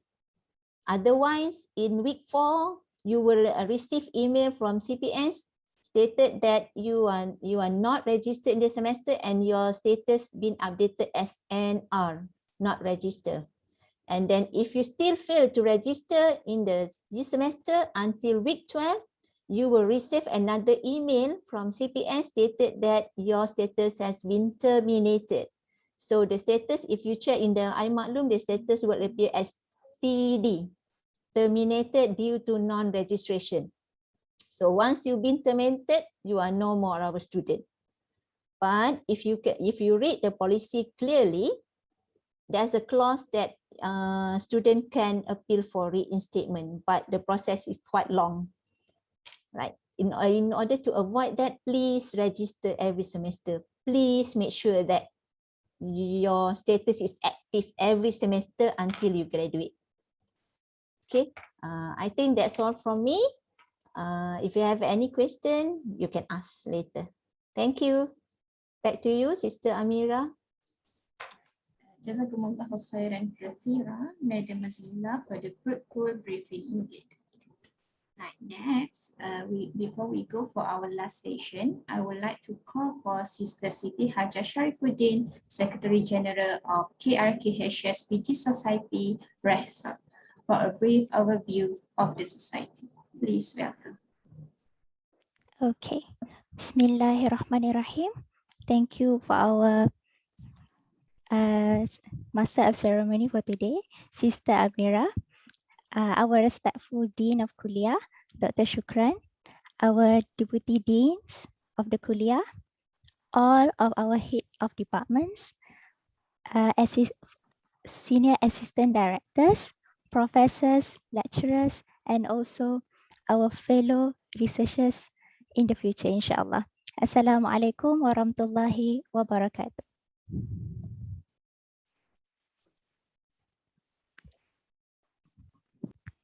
Okay, Alhamdulillah, after going through all the ups and downs, we finally have our very own official society in our Kulliyyah. So today, I will give a short brief to you on our newly launched official society, RECSOC, Reveal Knowledge and Human Sciences Graduates Society. Okay, these are basically the main functions why we established this society, RECSOC. First and foremost, to enhance the communication between graduates and also the Kulliyyah administration. Because for these past 2 years, we have been living in a new norm of life, right? New normal, virtually. So in a day, during the 24 hours, most of the time, we will be communicating online. So I think that this society is the best initiative we can give to all of you so that we can communicate easily between ourselves, among ourselves, and especially with the Kulliyyah administration, inshallah. The second one is to organize academic and social programs, and also to provide a platform as a medium for graduates' activities and leadership programs. Because if you realize, we have our very own Telegram group. Inshallah, we will give our best to assist each and every one of you. So next is our upcoming projects. This upcoming projects is actually the nearest upcoming project that will be held, inshallah, in the near future. First is our annual general meeting. The second one is research coffee date. I think that when you heard this phrase, you might have some idea or maybe a glimpse of idea on what the program is all about. So I left that to all of you so that you can think until the day come, inshallah. We will organize this. The third one is the IRKHS PG launch. Inshallah, when the situation gets much better, inshallah, next year, we'll try our best to have our very own launch in the university, inshallah. And the fourth one is other academic related events. Actually, there are much more programs and events that will be organized in the near future. So everyone, please be notified and alert of these upcoming programs. So stay tuned.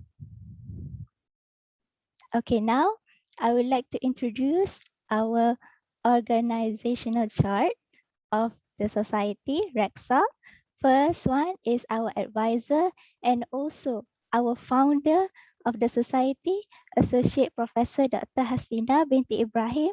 Actually, Dr. Haslina has been there since day one, since the very beginning. Up until now, Alhamdulillah, we have established this society.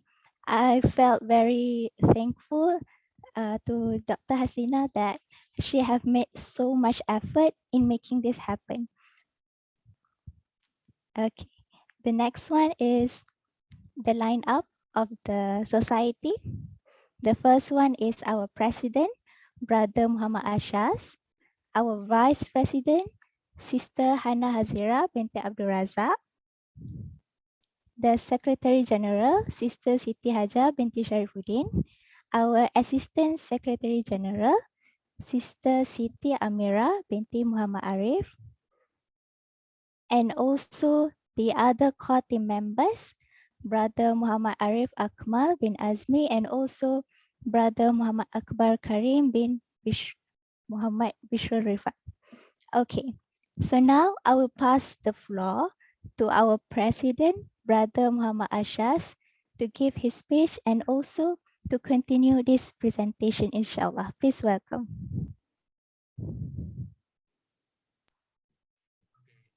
Thanks, Sister Siti Hajar, for your brief introduction about our society.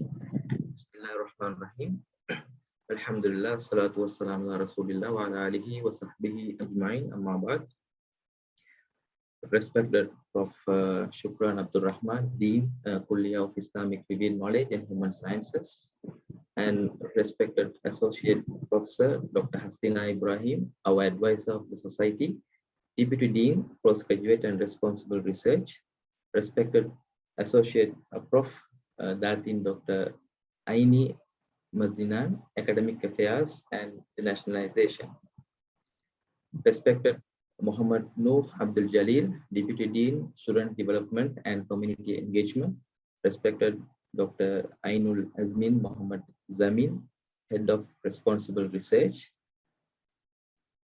Madam Mazliwati Murad, Senior Assistant Director, Office of Deputy Dean, Postgraduate and Responsible Research, all Head of Departments, lecturers, and our REXOC committee members, postgraduate brothers and sisters, young researchers, I welcome all of you with the Islamic greetings. Assalamu alaikum wa rahmatullahi wa barakatuh. I would like to start this short talk with the quotation of Hadith. Qala Nabi sallallahu alayhi wa sallam, khairun nasi anfa'uhum linnas. Prophet Muhammad sallallahu alayhi wa sallam says, the best of people are those that benefit humanity. We, as a postgraduate student, it is great pleasure and honor to be a part of this IIUM community and its Kulliyyah of Islamic Revealed Knowledge and Human Sciences. I believe that we all have enough understanding about our university and Kulliyyah, its mission, vision, and the role and objectives. May Allah give us more strength to achieve our goal to save the humanity. As a president of this society, Revealed Knowledge and Human Sciences Graduate Society, I would like to briefly highlight the main benefit of joining with this graduate society and active contribution to its core team. We postgraduate students hope to involve in an academic exercise and intellectual training to obtain knowledge for the contribution to the society, ummah, nation, and world in general. To achieve this end, it is obvious to have some kind of qualifications. For example, good leadership quality and communication skills, and other interpersonal qualifications. There are some researchers which highlights jobless postgraduate scholars because of their inappropriate attitudes and lack of soft skills. So we strongly believe by joining with our postgraduate society, we can develop a lot of skills, especially soft skills, leadership qualities, and other qualifications. Another benefit is we know the value of networking and making connection with different people and maintaining healthy relationship between student and lecturers. By joining with our core team, we can maintain academic relationship with the relevant stakeholders and personalities and university administrators. In addition to that, we are able to collect star points for co-curricular activities. So I warmly welcome all of you, our new postgraduate students, postgraduate brothers and sisters, to join with our core team. Therefore, we would like to share the link of our form. Those who wish to join in the core team, we appreciate to fill the form as soon as possible. Most importantly, we have a Telegram group also, and we hope to make a Facebook page as soon as possible. We request all of you to subscribe that, which we post and share Kulliyyah announcements and other related notices. Our REXOC core team ready to assist you time to time. If you have any doubts or if you have any questions related to our Kulliyyah, as soon as possible. So you may find the link in the chat box now. So you can fill the form and you can subscribe our Telegram group. That's end of my talk.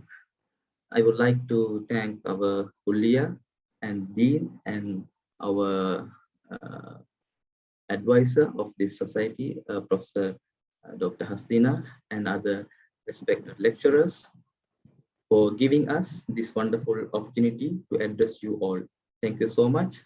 Once again, I welcome all of our new postgraduate brothers and sisters to join with us. Thank you so much. Jazakumullah khairan wa akhir da'wana alhamdulillah rabbil alamin.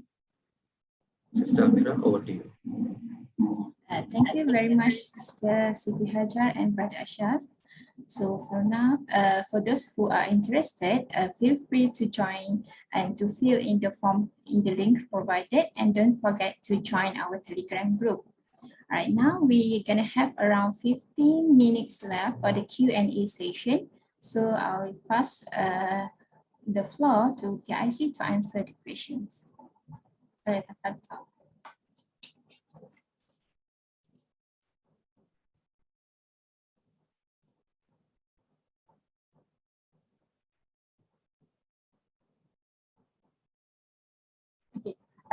I'm gonna read the questions here. So someone, yes. Maybe because they are muted. I just noticed that. So can I get the permission from Brother Ismail to unmute our participants?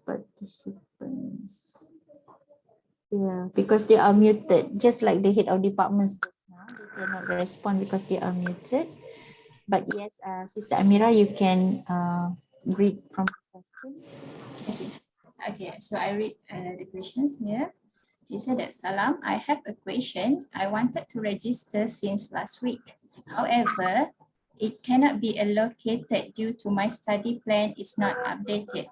I have emailed to Madam Mazlilawati regarding this issue. May I ask why is it happened? I'm not sure who asked this question. Hi. Yeah. Amira, can you repeat the question again? All right.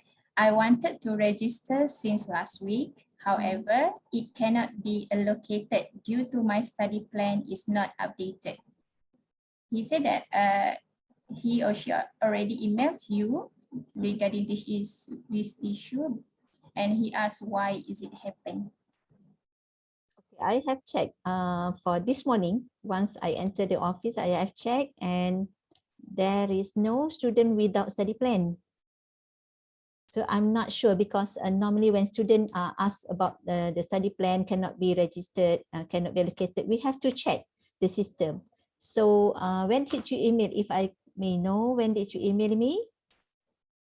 Because on Friday, there's a lot of email that I have yet to respond until today. I have just emailed you just now. Just now. So I will check after the session. Okay. Thank you. All right. So for the next question, how do we register since online registration closed last week, both audit and core courses? I have explained during my session just now. Okay, starting today, you have to fill in the registration form. Okay, and submit it to the department for the recommendation from the lecturers and also the head of department, and then the department will submit the form to us for further action. And you have to make sure that there's no financial block, otherwise we cannot process the registration.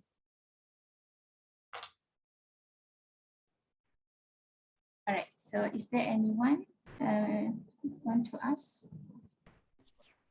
Okay. Assalamualaikum. Okay.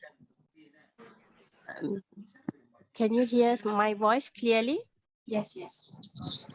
Okay, Assalamualaikum warahmatullahi wabarakatuh to everyone. I am Zuriati. I just registered for my PhD study in RKUD. I have a questions. I'm doing full research. When I look at the study plan, I have to take research methodology by the course of RKUD 8995. It's not RKUD 8000. Okay, and then it's stated there that my research methodology is 0 credit hour. So is that mean I have to register the course or to audit the course? Okay, Sister Zuriati, for your Yes. information, for student, PhD student doing by research only, you have to audit 2 courses, research methodology and also Islamization of knowledge. And the course code for research methodology is RKHS 8200. And the course code for Islamization of knowledge is according to your program. If let's say you are doing Usuluddin, the code will be RKUD 8511.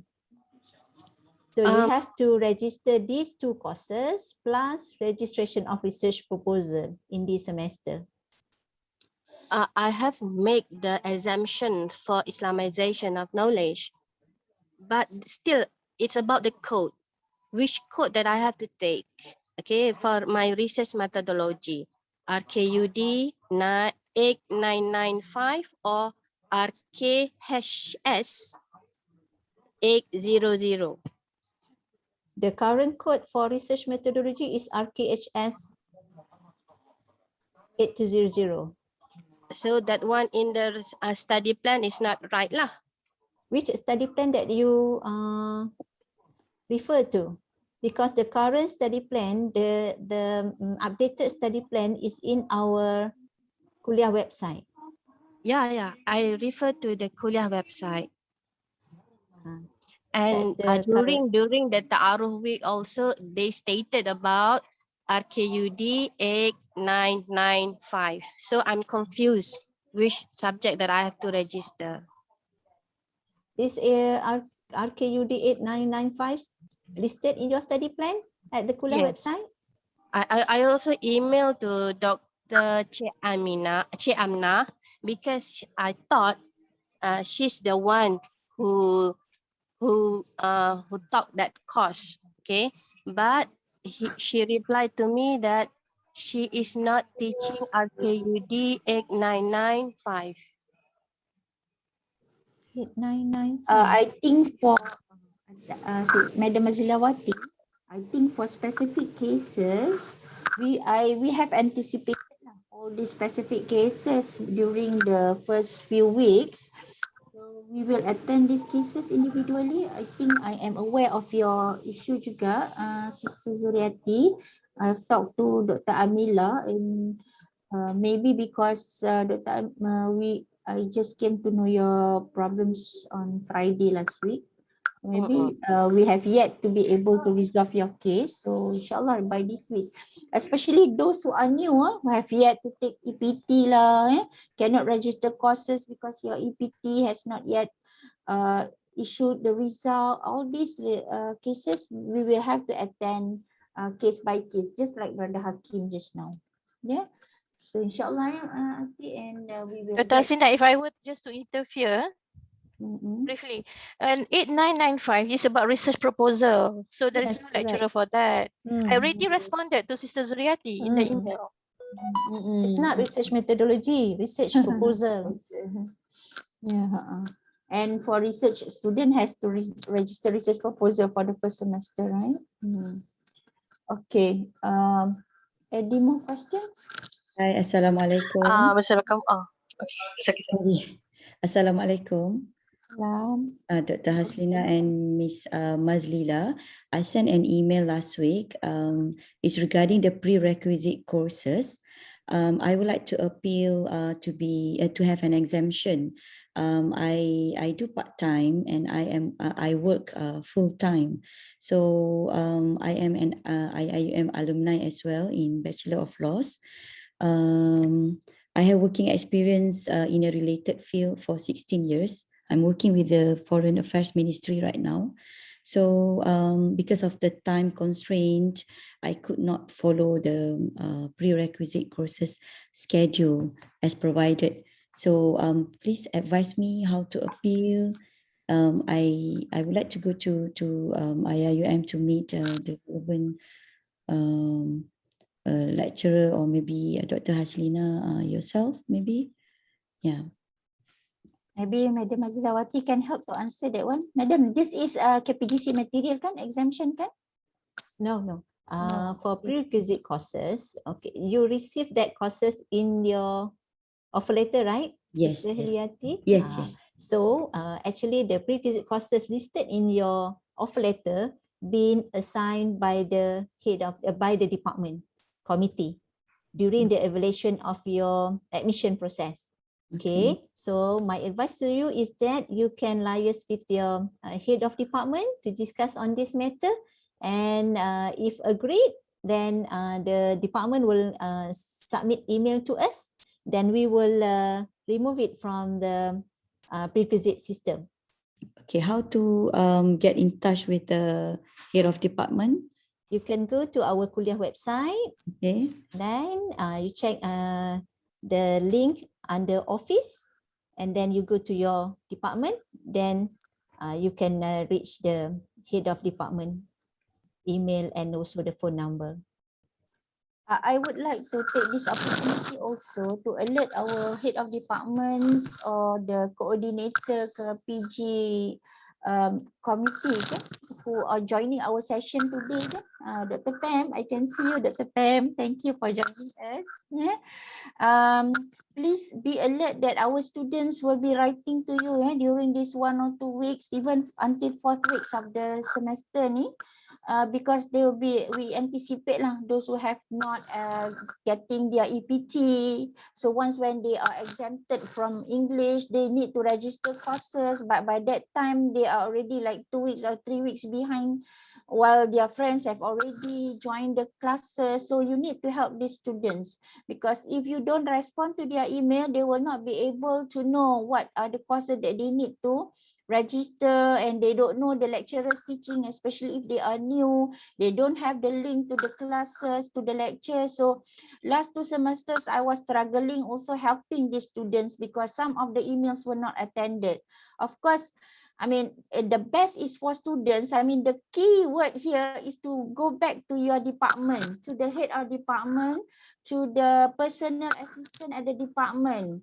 That's why we stress many times to the personal assistant at the department, please respond to the email, or the head of departments lah. Sometimes the personal assistant may be busy with some other things because we are still in the add and drop period lah, kan? So maybe email, many emails coming. You can also be very patient, give sometimes for the officers to respond to you. Like you send on Friday, you cannot expect the answer, and then during the weekend, maybe because some of us have some other chores to do during the weekend, can we respect people's privacy kan during the weekend. So maybe Monday we will take time to answer to your emails.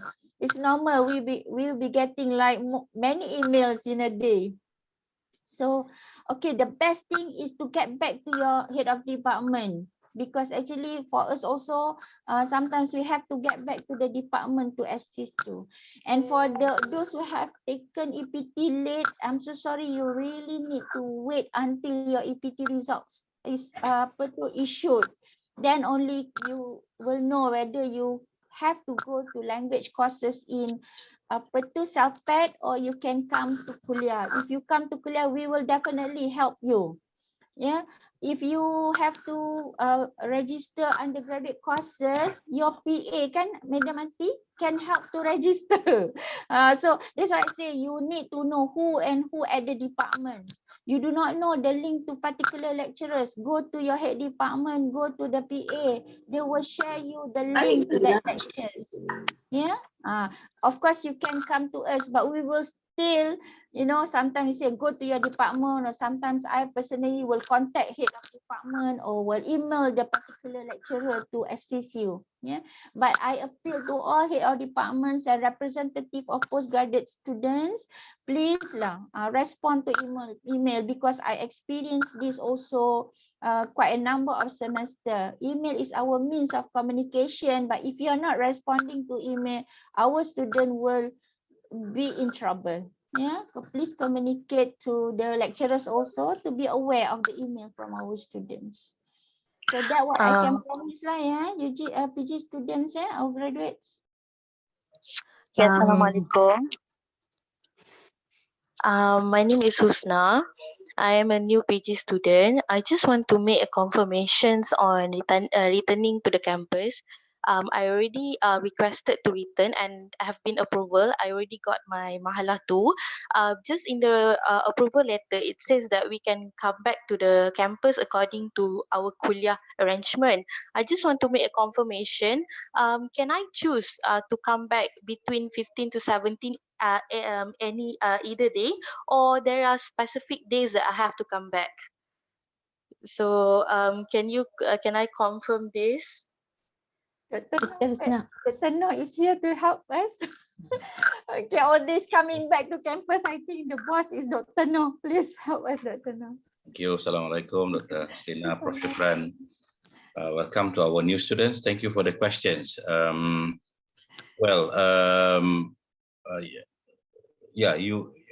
Based on the letter, you have to come back on the date assigned to you. But if you want to come back on any other 2 dates, you have to arrange with your mahallah and let your mahallah know when you are coming back so that you will get your room key. We don't have any problems as far as the university is concerned.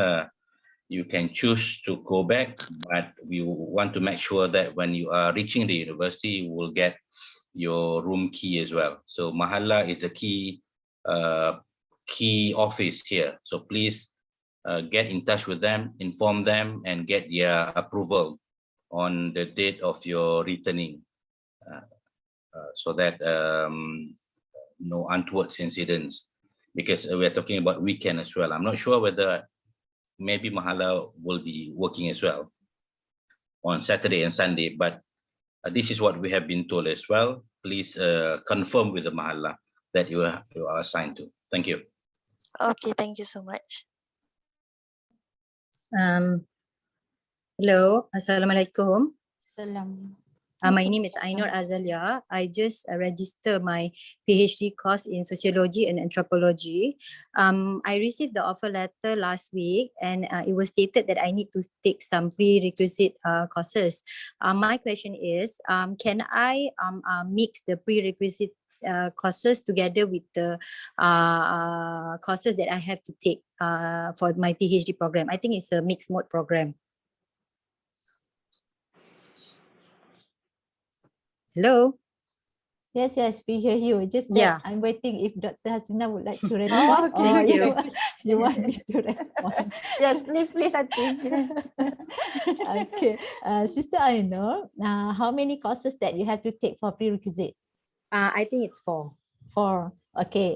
If you read the postgraduate policies, it stated that if you register the prerequisite courses more than the percentage, more than your PhD courses, the study period will not be counted. Okay, for example, let's say you have 4 prerequisite courses and you want to register it all in this semester, right? Register it all for the study period will not be counted for you this semester. Okay, 0.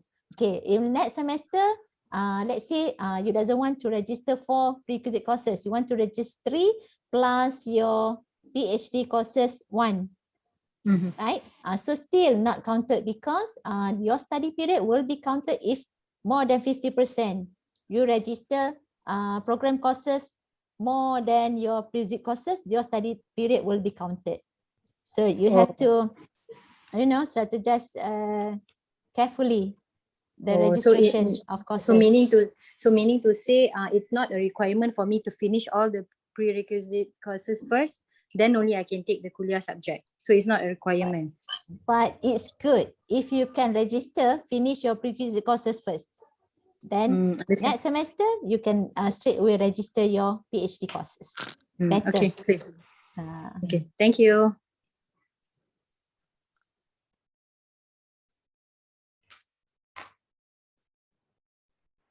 We still have pending questions actually. So someone asked, Sister Fatima asked, what can students who have financial problem and face financial blockage do in order to register for the semester? Can they write for appeal of registration to the Kulliyyah? I am afraid that it's not possible. Normally, when students reach out to me and try to get help to resolve this problem, what I will do, there will be two things that I will do. First, I will link them to the zakat unit. Yeah. Secondly, I will also link them to the finance officer and ask the finance officer how much that the student can pay in order to enable the student to register. So if you have too much debt, that is quite difficult. Yeah? Normally they will say you pay 50% of the debt. Yeah. For zakat, I think zakat is quite regimented in terms of when you can apply, what is it for. Normally they assist you with the stipend, with the, what you call the allowance every month. I think if you get it, you will get like 300 or maybe 600. I'm not so sure monthly. Dr. Noh maybe can help me in this one, but I do contacted people from the zakat unit to assist the student, but most of the time they will help with the stipend. But then there were times when the student reached the final year and they have little amount to settle. Zakat unit will assist with that little amount lah, like 1,000 or 2,000 ringgit Malaysia. But if your debt is high, most of the time you will need to talk to the finance officer. They will give you some leeway to pay half of the debt, but you still have to settle the debt. Another thing is that every semester the CPS will issue announcement on Sejahtera scholarship. Every student, in principle, every student can get this Sejahtera scholarship once in their study time. So I think that's the commitment of the university to assist you in terms of your financial problems. But of course, there are other scholarships which are more attractive but more strict lah in terms of the selection, because they require you to have good CGPAs, yeah, excellent CGPAs, and you have to go through very strict interviews, even with, I think, with the university management.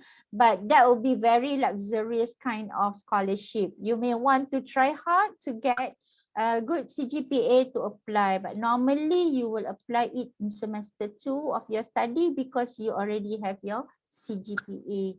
And I would recommend that, if you have publications, you have greater chance to get the scholarship. Yep. So itulah, need to pay. We cannot help you to register if you don't pay. So this registration fee is very, very serious issue. We always get question from students, cannot register because they don't have money. I'm so sorry to say, you have to make sure that you can resolve your financial problems. Otherwise, there's not so much we can do to help you to register the courses. Yeah. Yes, that will be my answer. Maybe Dr. No ada tak? Any money under the pillow? Duit bawah bantal ke? I think, thank you, Dr. Selena. If you are facing financial difficulty, the best is for you to take leave of absence or study leave and sort your financial arrangement properly. Maybe that will give you some more time to get the money ready and deposit it into the university's account. Yes, finance division is, I think, is ever ready to discuss on installment payment as well. Please get in touch with brother Rijal. Rijal, RIJAL@ium.edu.my. He is in charge of the students unit. I think that must include a postgraduate student as well. For scholarship, I think it is very competitive because the number of applicants are getting more and more by the day. But we can always try, we can always channel you with the appropriate universities, agencies. Yeah, I think everyone is affected. So you can talk to us if there is any opportunity that we can link you to in terms of the bursary or financial assistance. We will do that. I think I'm working closely with Dr. Haslina. You can pass the information to Dr. Haslina, and sometime Dr. Haslina will share with me as well. Thank you. Thank you, Prof. Shukran. Prof. Shukran has to attend another meeting. I'm also, I'm not so sure if other head of departments or deputies are joining him. Thank you, Prof. Shukran, for joining us. Would you like to say anything to our students before you leave? Yeah, so thank you very much, Dr. Haslina, and I wish you all the best. Hopefully we can serve you as I have mentioned just now. We look forward to having you on board with us, okay, in this knowledge seeking journey, inshallah. Inshallah. Thank you, Prof. Shukran. Inshallah, we will have more sessions with you, inshallah. Assalamualaikum.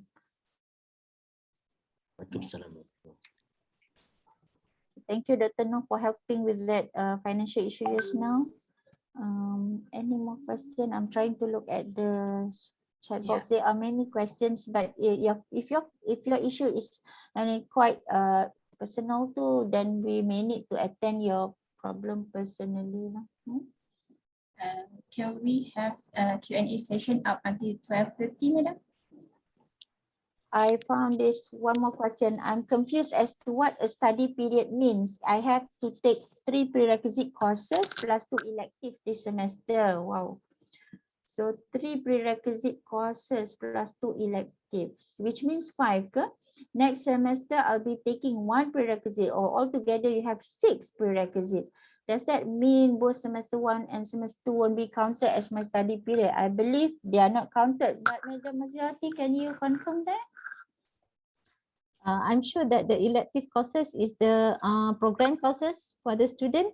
So for the semester that he or she registered 3 prerequisite courses plus 2 elective courses, the study period will not be counted.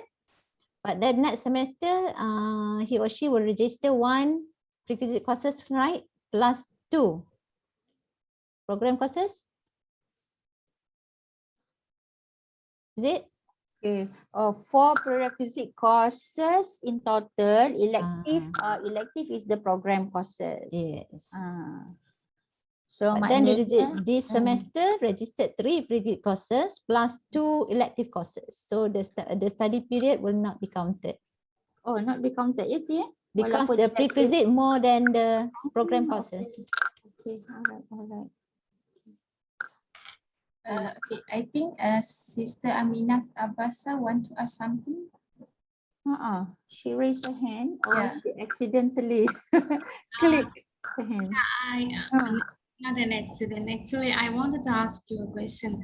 Like I'm a postgraduate student from political science. I'm doing PhD, and I have already sent my registration form for the prerequisites. I wanted to ask whether do I have to take any exams for prerequisite subjects, or or how will it be counted for the? Very good question. Yeah, very good question. Thank you for asking that. Yes, for prerequisite, you have to take exams, you have to do the assignments. Yes. Okay, thank you very much. But I have sent my registration form, but still I haven't got a reply. But I know all students have the same problem. But I'm afraid that if I lose too many classes, then I may not be able to catch up. What will Sister happen? Amina, to whom did you send the registration form? I have already contacted head of department. She's actually replying to my mails. I'm very thankful for that. She's replying to all my mails, but I think she has already forwarded it to her assistant Azura. And I think it's stuck there. I don't know whether she has sent it for another department or not, but I would like a reply soon so that I can start my prerequisite courses. Thank you. So itulah, I in line of that, I would like to get the help of all heads of departments here. Please check with your assistant at the department because they need to help the student to register. Because sometimes the head of departments have responded, tapi the PA did not register the students. For undergraduate courses, PA at department can register for the students, kan, Madam Mazilawati? Kan, for prerequisite courses, this UG courses kan, some are PG. For the PA at the department can register for the students, right? Yes. Itulah. For undergraduate courses, the personal assistant at department will register the courses for the student, for the postgraduate student. But if you are PhD student and your prerequisite courses is master courses, then our OC office will register it for you. Yalah. So that's why sometimes we have to check juga with the officer in charge, to register. Good. I hope that those who are having prerequisites, please keep into contact. We will try to help you. Okay, the prerequisites, don't forget the passing marks is 70. The passing mark is very high, so you really need to work for the courses. Yes, Sister Sarina, please. Sister Sarina, yes. Sorry. Because I have to take so many prerequisite courses, I'm just wondering, when is the latest, if we decide to drop a course, like when can we do that? Because I'm afraid that I might not be able to cope with the workload, especially since you said that the passing mark is 70%. So yeah, also what do you advise? Sister Sarina, which department you belong to? Political science. How many prerequisites do you have? 3. For this semester. Altogether, how many? 4. What was your first degree? Journalism. I see. Okay, something to do with communication. So you are shifting to political science. I did study politics as part of journalism, but not in depth. I see. Yalah. Because we want to prepare you with those fundamental courses in political science. Like, for example, if you are to be recruited in future in any of the research higher institutions, they may want to know if you are capable of teaching fundamental courses in political science. So that's the reason why we want you to take prerequisite courses, because in my experience, sitting in the recruitment committee, whenever we recruit staff who say, for example, his first degree is not related to his PhD degree, we want to know if he is capable of teaching fundamental courses in his specialization, in his recent specialization, when his first degree was in another field. So of course, it's quite, I know that it's quite taxing for you to do prerequisites together with the core courses, but I believe that is what Prof. Shukran mentioned just now. We want to prepare you. So say, for example, you are applying to the university, any university later on, and they ask you, so are you capable of teaching, for example, for Usuluddin and comparative, are you capable of teaching Usuluddin? Then yes, I have taken these fundamental courses as my prerequisites. So they can take you in. I think that is our spirit lah, not to burden you or not to give you additional unnecessary courses, but we are thinking about equipping yourself. Yeah, but I mean, I would like to invite you also to discuss with the head of departments, because when the head of department responded to your application to join the department, the only information that we have about you is on your transcript. Yeah, so we did have some what you call that is solutions, in the sense that if students wanted to get exemption or want to change from prerequisite to audit, the department can conduct interview and get some ideas about whether they can change from prerequisite to audit, or maybe they can remove some of the prerequisite courses. But then you have to do it fast lah, and that's why I also hope that the head of departments can respond to such requests from the students. Can we take their request seriously, and we make them understand why they still if the departments think they need to take the prerequisite courses. Of course, I would like also to tell you that in general, CPS wishes that graduate students to take audit, not prerequisite. Yeah, but I think most importantly, we hope that you are able to learn, and we want to equip you. I mean, some people thought that IRK, HS, something that everybody can do.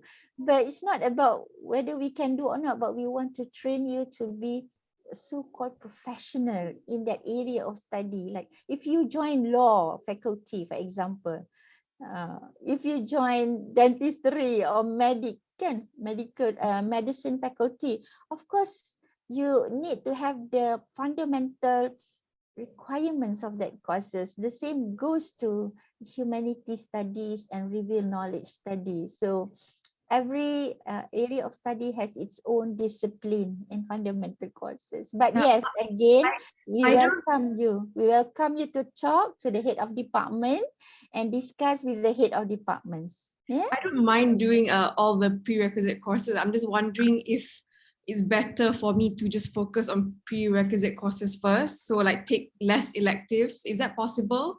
Or yeah, possible, definitely possible. Is there a minimum number of courses someone must take in a semester?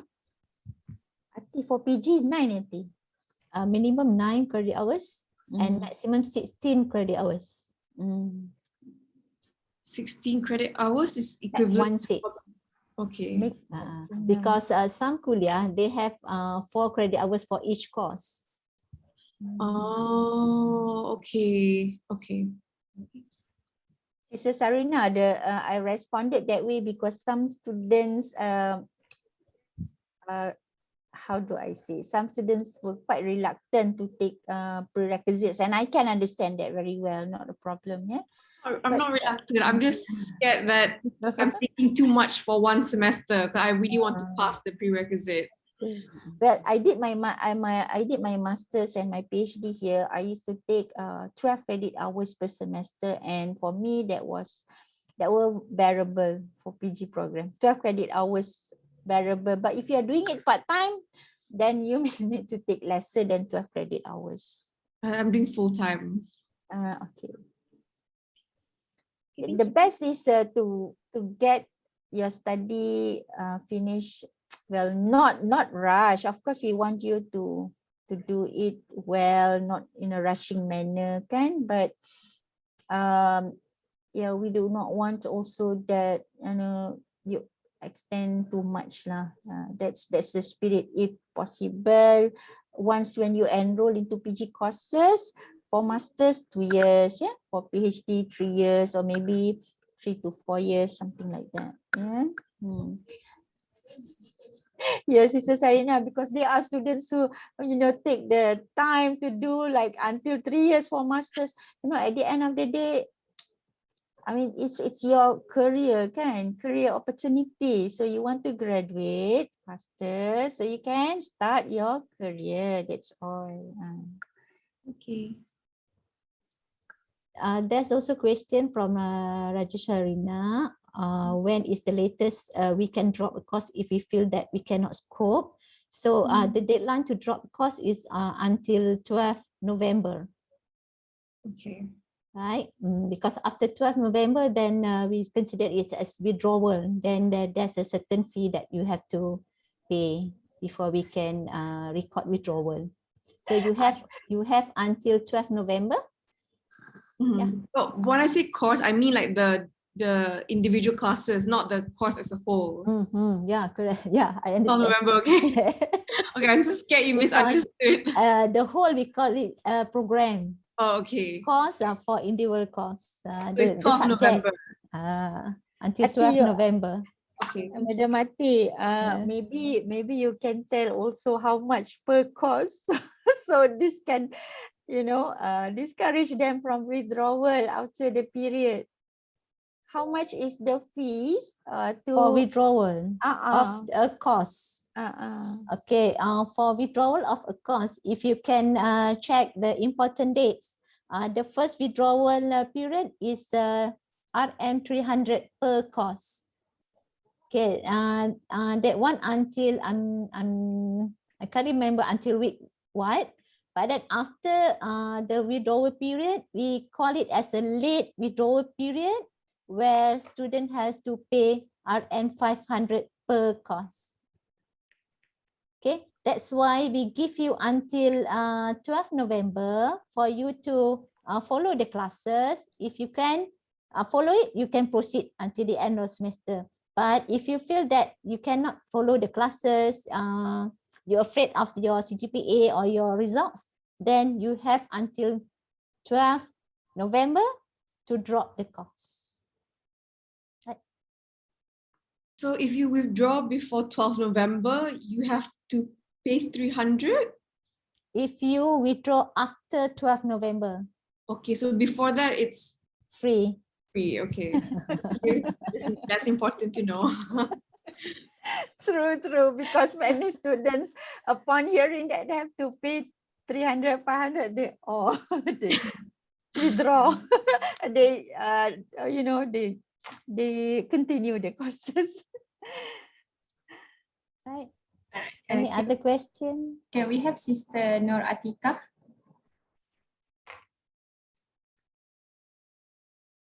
Yes.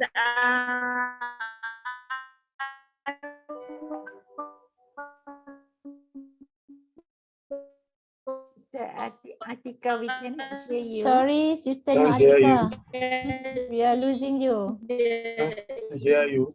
The voice is having great problem. Oh, there are so The many students questions now. didn't get the results, so we can join the ongoing classes.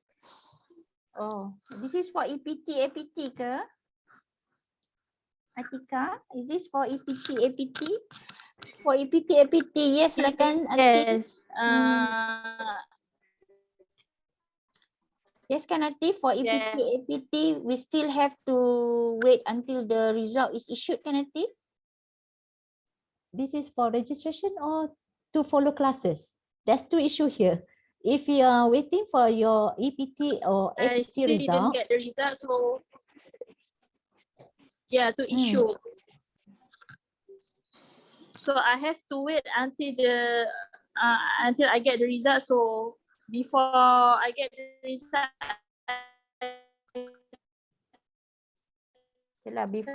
I think I can get the questions.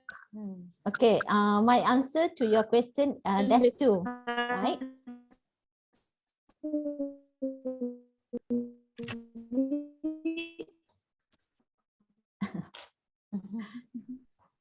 Sorry, Sister Atika. Okay, Sister Atika. I think I get what the question is. Okay, number one, for students who are waiting for your EPT or APT results, okay, you can attend your classes. You can attend, but you have to search for the link, right? You can have ask for the link from your lecturer or from your friends. Okay, for your information, I'm not sure whether our sister, Sitana, have you shared the Telegram link? Yes. Here? Okay, Yes. if you join In the that chat box. Telegram link, the Telegram group is for the Kulliyyah students, Kulliyyah postgraduate students. Okay, you can get the link of your classes from your friends, from the Telegram group too. Okay, you can join the classes because why? Because it's important when let's say the APT or EPT results come out. In order for us to register the course, even prerequisite courses or the program courses for you, we will ask the attendance from you. Okay, because we want to check that you attend the classes from the beginning of the semester. Then only we will register the course for you, and then the course will appear in your confirmation slip. Okay. If let's say we doesn't want it to happen lah, yeah. If let's say you did not make it, you did not pass the APT or APT, you have to follow the classes at the CELPET. Then you can not really to follow the classes anymore. You just focus of your classes with CELPET. Okay. If you pass, then we will register for you, but we will ask the attendance from you in order for us to register the course. Okay? Okay. Got it? Okay, thank you so much. Okay. Okay, I get it. Thank you. Okay, regarding the APT and EPT again, someone asked what are the qualifying band set by our Kulliyyah? You can check the qualifying band in the postgraduate policy, because that's a different band for different programs. Can I get the head of department to help write in the chat box, because of the different level tu kan, I don't remember. Maybe if the head of department can help to write, or the PG coordinator, can see Dr. Jamila is here, Dr. Pam is here, and from other departments I cannot see, but please help to write so the student know what band they need to score to enter the Kulliyyah programs.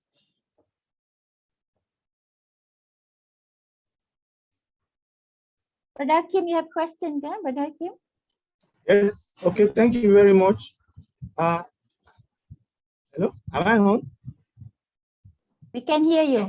Okay, thank you very much, Ma. Actually, I want to first thank our Associate Professor Aslina for wonderful work. With those of us who are new, we are relatively new, and so we don't know what to do. I just want to appeal, like, I know you have told me this personally, but I believe I can still share it here, that those who are supposed to attend to us in the departments, the PA, they should please respond to us quickly. For example, now, because we have anxiety, we want to register, we don't know how to do it, don't know how to, even when we go to the website, we are not clear, it's not clear. So we want somebody to really guide us. So that now we have missed a week, some of us have been here for some time, we want to really join the class. So somebody should be able to attend to us. You cannot be putting everything on your desk. You have a lot of responsibility. So those who are supposed to attend to us should please, we are just appealing, we are begging, they should at least give us, we know that they also have tight schedule, but at least we should know in 24 hours we'll have response. Thank you very much. MashaAllah, thank you very much. Thank you very much, Brother Hakim. I like your passion. And for example, the person in my department, I understand she's on leave. Somebody should relieve her. Somebody should relieve her so that we'll be able to register, we'll ask questions, we'll not be bothering you so much. Again, thank you very much. Inshallah. Jazakumullahu khairan jaza. I belong to the same department of yours, so inshallah, I know. if I can help to answer. Otherwise, I will get back to Dr. Amila. Mashallah. Yeah, I understand. I can share the nervous, especially if you're a new student, kan, the nervous feeling, and especially if you cannot get to the link of the lectures, kan, and because you meet only once in a week. I can understand, I can relate to that feeling so much, Brother Hakim. For coursework mode, we need not to register for any research program, right? For every semester. Yalah, for coursework mode, you don't have research. Kan? So you have only research paper 1 and research paper 2. Amira maybe knows this better.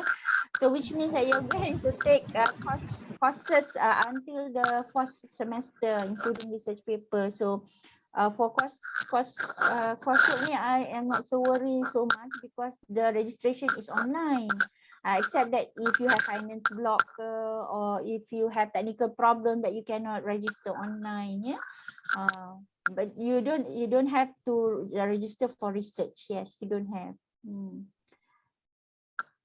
So there is one good question I saw just now.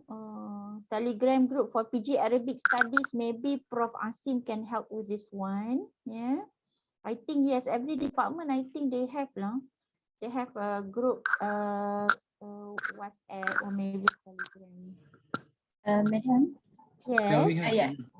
Yes. Yes, please. Okay, so there's this one question asking, now I registered my master with mixed mode and following my course in this semester. I would like to know on upgrading or converting system towards PhD. Oh, okay. Thank you for that question. Yes, we do now. The university has what do you call that? Has that program. Yeah, before this we don't have it. Except that yeah, I don't remember. I think by which semester that you can apply for change from masters to PhD. That it is. I'll get back. You can email me and then I get back to you with the answer because I don't remember. This is new, but I have the information. We have the guidelines from CPS. Yeah. I think there's a form in the CPS website. I'm searching for it now. Shumatullah, I don't know when they can start applying it. I think they have to defend the proposal. They have to start writing first. You can check in the policy. I have shared the link in the chat box. For the PG policy, it stated about the conversion. But it is newly programmed. So yeah, please write to me. I will tell you how is it. I think you have to be in the master's program for 1 year. Only after that you can apply, and then you need to have a sitting with the department, and the department will evaluate whether your thesis can be converted or not. Okay, upgrading from master to PhD is only for by research program only. And there's a form to be downloaded at the CPS website. So if you are under mixed mode, you have to change your mixed mode to research mode. That is also need a recommendation from the department. Yes. Just now, there was a good question, the role of CPS and the role of PG at the Kulliyyah. Ati, can you help with that? Because the student is confused whether to ask CPS or whether to ask PG office. Regarding what, Doctor? Kan we have two lah entity here. One is CPS, the central level, Center for Postgraduate Studies, and then we have also PG office at the Kulliyyah level. What are the roles, the different roles of these two agencies? Kan, when the student should write to CPS, when the student should write to the Kulliyyah. So they don't know. Sometimes they're confused whether to write to CPS or whether to write to the Kulliyyah. Macam mana nanti? How do we address this question? Okay. All matters related to your program, you have to liaise with us, the Kulliyyah. But matters related to your personal particulars, your biodata, to change whatever, to change your passport number or to change the IC number or address, you have to liaise with CPS. And then regarding your Viva with CPS, right? Regarding your graduation, your credentials with CPS. And if you are international student, when you are going to apply for renewal of visa, there's a certain letter that you have to request from CPS. Okay, am I answering your question? That's the general scope that I can share it with you. Madam, what about iMonitor? What about iMonitor? Can you elaborate further? Where should we refer to? The Kulliyyah or CPS? iMonitor. What is it? You have the problem to upload, you have the problem to access, or you have the problem to what? Because we need to have a detail so that I can respond it in a clear manner. In order to access to iMonitor, for you example. have problem to access the iMonitor? Yes. Okay. First, you have to ensure that you register dissertation of thesis first. Then you can access iMonitor. If you are doing coursework, if you are doing research proposal, you cannot access iMonitor yet. Okay, thank you, Madam. So means that once, if let's say you have registered dissertation or thesis, but then you cannot access the iMonitor at the end of the semester, you have to check whether you registered or not the course. And then if yes, then maybe you have to liaise with ITD, because ITD has a service desk email address, so that they can check what's the problem with your username or password. Okay, thank you. Just now pun ada Ati, one student said she cannot access her iMaklum or yeah, iMaklum, and then another student said iMaklum say one thing, the Microsoft Live, I don't know, team say one thing. If you have any problems with IT things, then you can write to the ITD. But if the student cannot access iMaklum, then they need our help lah kot to alert the ITD office. I share with you the help desk email, yeah. Because when it comes to this IT, we cannot resolve for you. That should come from the ITD officer. So the moment you have problems with iMaklum, check with the ITD officer, provided that it's not because you don't pay for the registration fee or you have accumulated debt, because when you have accumulated debt, your iMaklum will be blocked. Yes, correct. Apa tadi lagi satu I nak cakap? That is service regard to. Okay, iMonitor. Okay, only after you have registered. Say you register this semester kan for thesis, like you have defended your proposal. When you want to defend your proposal, you have to register for defend proposal, registration of research proposal kan kan? Yeah. Yes. So once when you have defended your research proposal, you have submitted your research proposal to the Kulliyyah kan, and then the next semester you register for research. Yeah, register for research. Then the system will capture you in the iMonitor. When you start writing your research tu lah, then only you can access iMonitor. If you cannot access, please alert the ITD officer. And then there are times when students enter iMonitor and upload or update their their research progress. They write to me, Madam, you have yet to approve my report. Okay, then I check, it's not because I have not approved, but your supervisor has not approved your report. So when you fill in the iMonitor, I think the system will bring your report to the supervisor, your supervisor. Your supervisor will have to verify or write report there.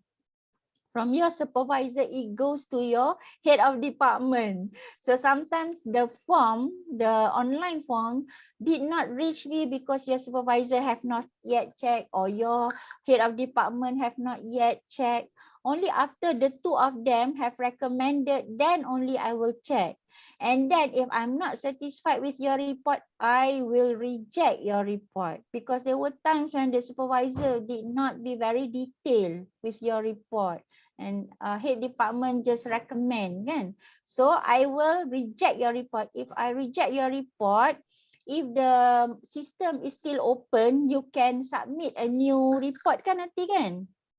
But if the system is closed, you need to register next semester manually. You have to submit form. Betul kan nanti? And then if you are in extension period, you have to submit appeal for extension form manually, because iMonitor has yet to incorporate extension application in the system. So you need to register manually for the extension.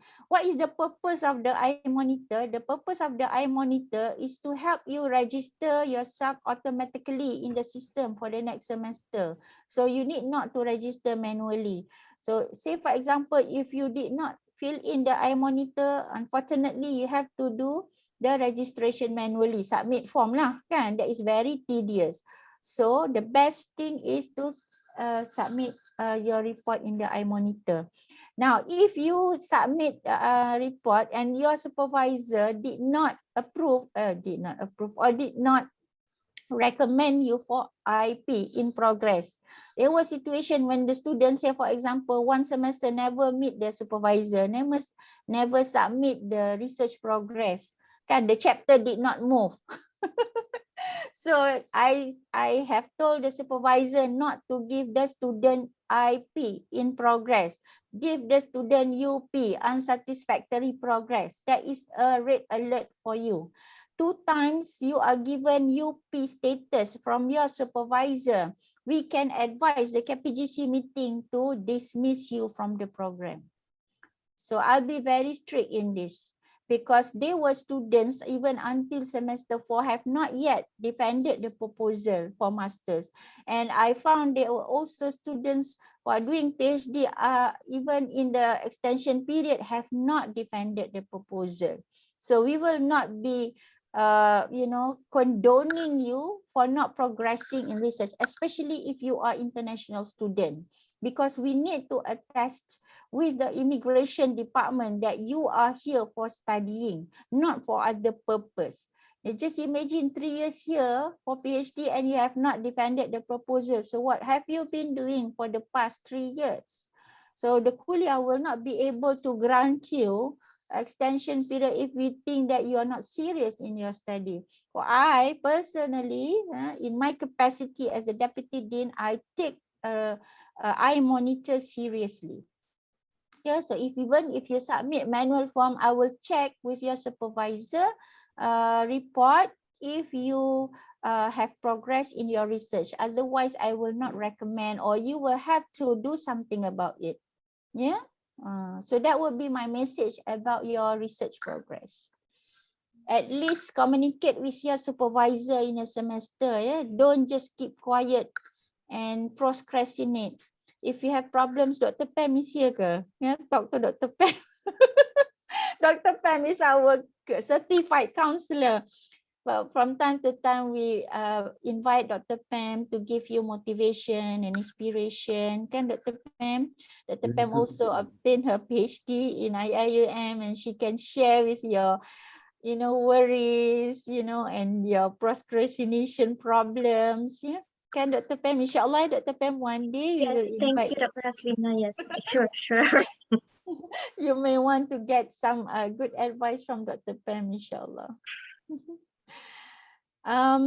We are about reaching 1 o'clock. I mean, I have no problem to attend to your questions, but I think we have exceeded the time. I leave it to Madam Azati and Sister Amira to decide whether we should,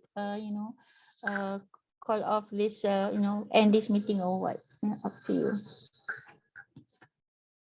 I think there's still students raising their hands. You want to entertain? Ben Humaydi, I've seen your question, but maybe I did not answer you well. Ben Humaydi, what is your concern?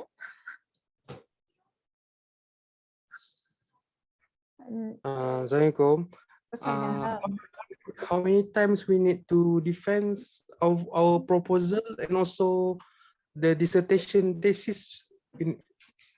It means 2 times, right? And for MA students?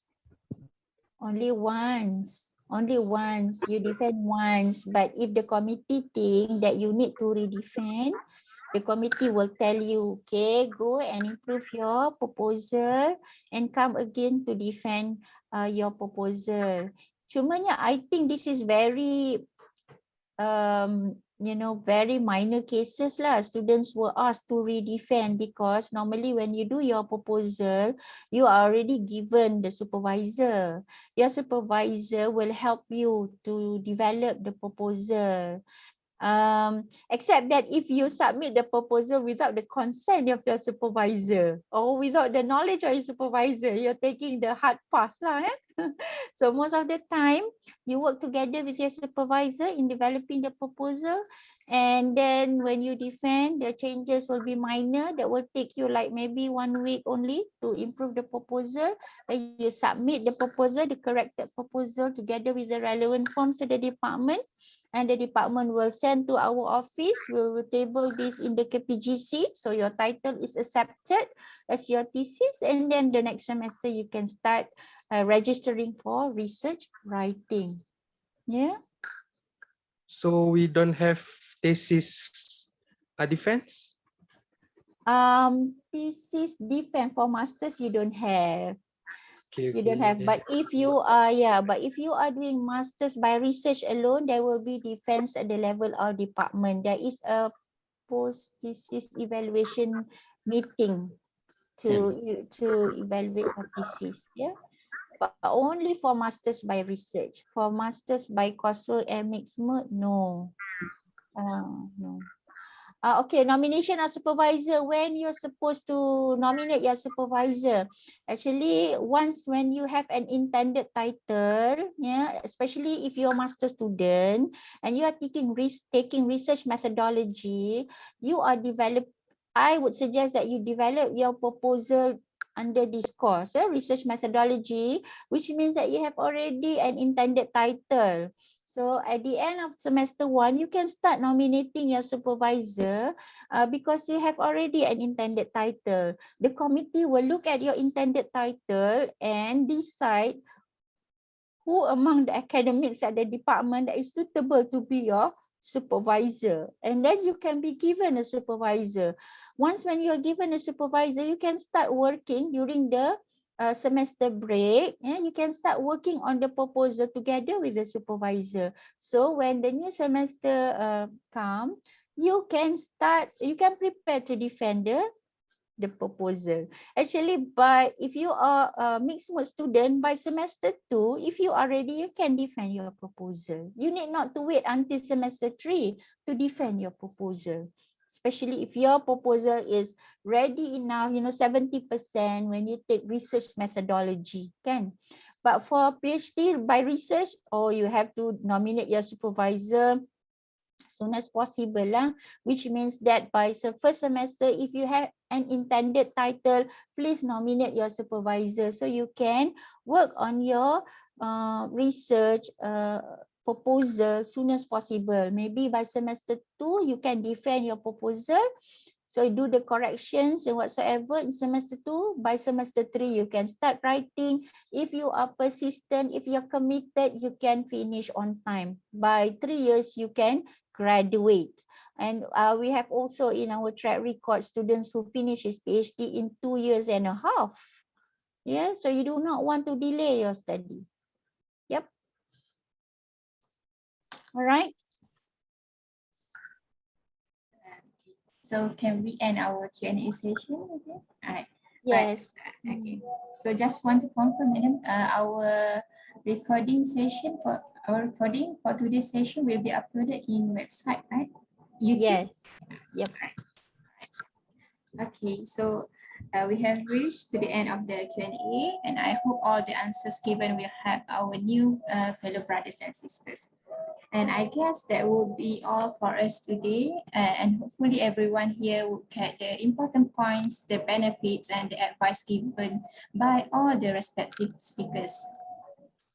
And we truly appreciate your warm welcome for us for RESOC, and we will give it our all. And please don't be shy if you have anything to say to us, be it sharings of thoughts or even wise words or comments. And on behalf of the organizer, we would like to congratulate you all and best wishes for the journey in research and giving benefits to mankind.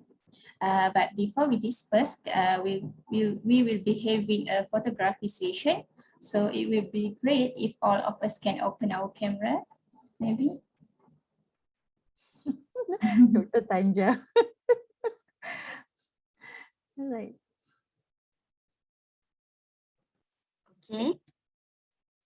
Ready? Everyone's ready? Okay, one. Okay, I will take 1, 2, 3. Okay, 1, 2, 3. Okay, thank you. Hey, kita ada four, I think we have 4, what do you call that, screen kan here. All right. Okay, thank you, Hannah. Okay, thank you, Sister Hannah. All right, so let's end our today's session with Aspeka Paradat Surah Al-Nas.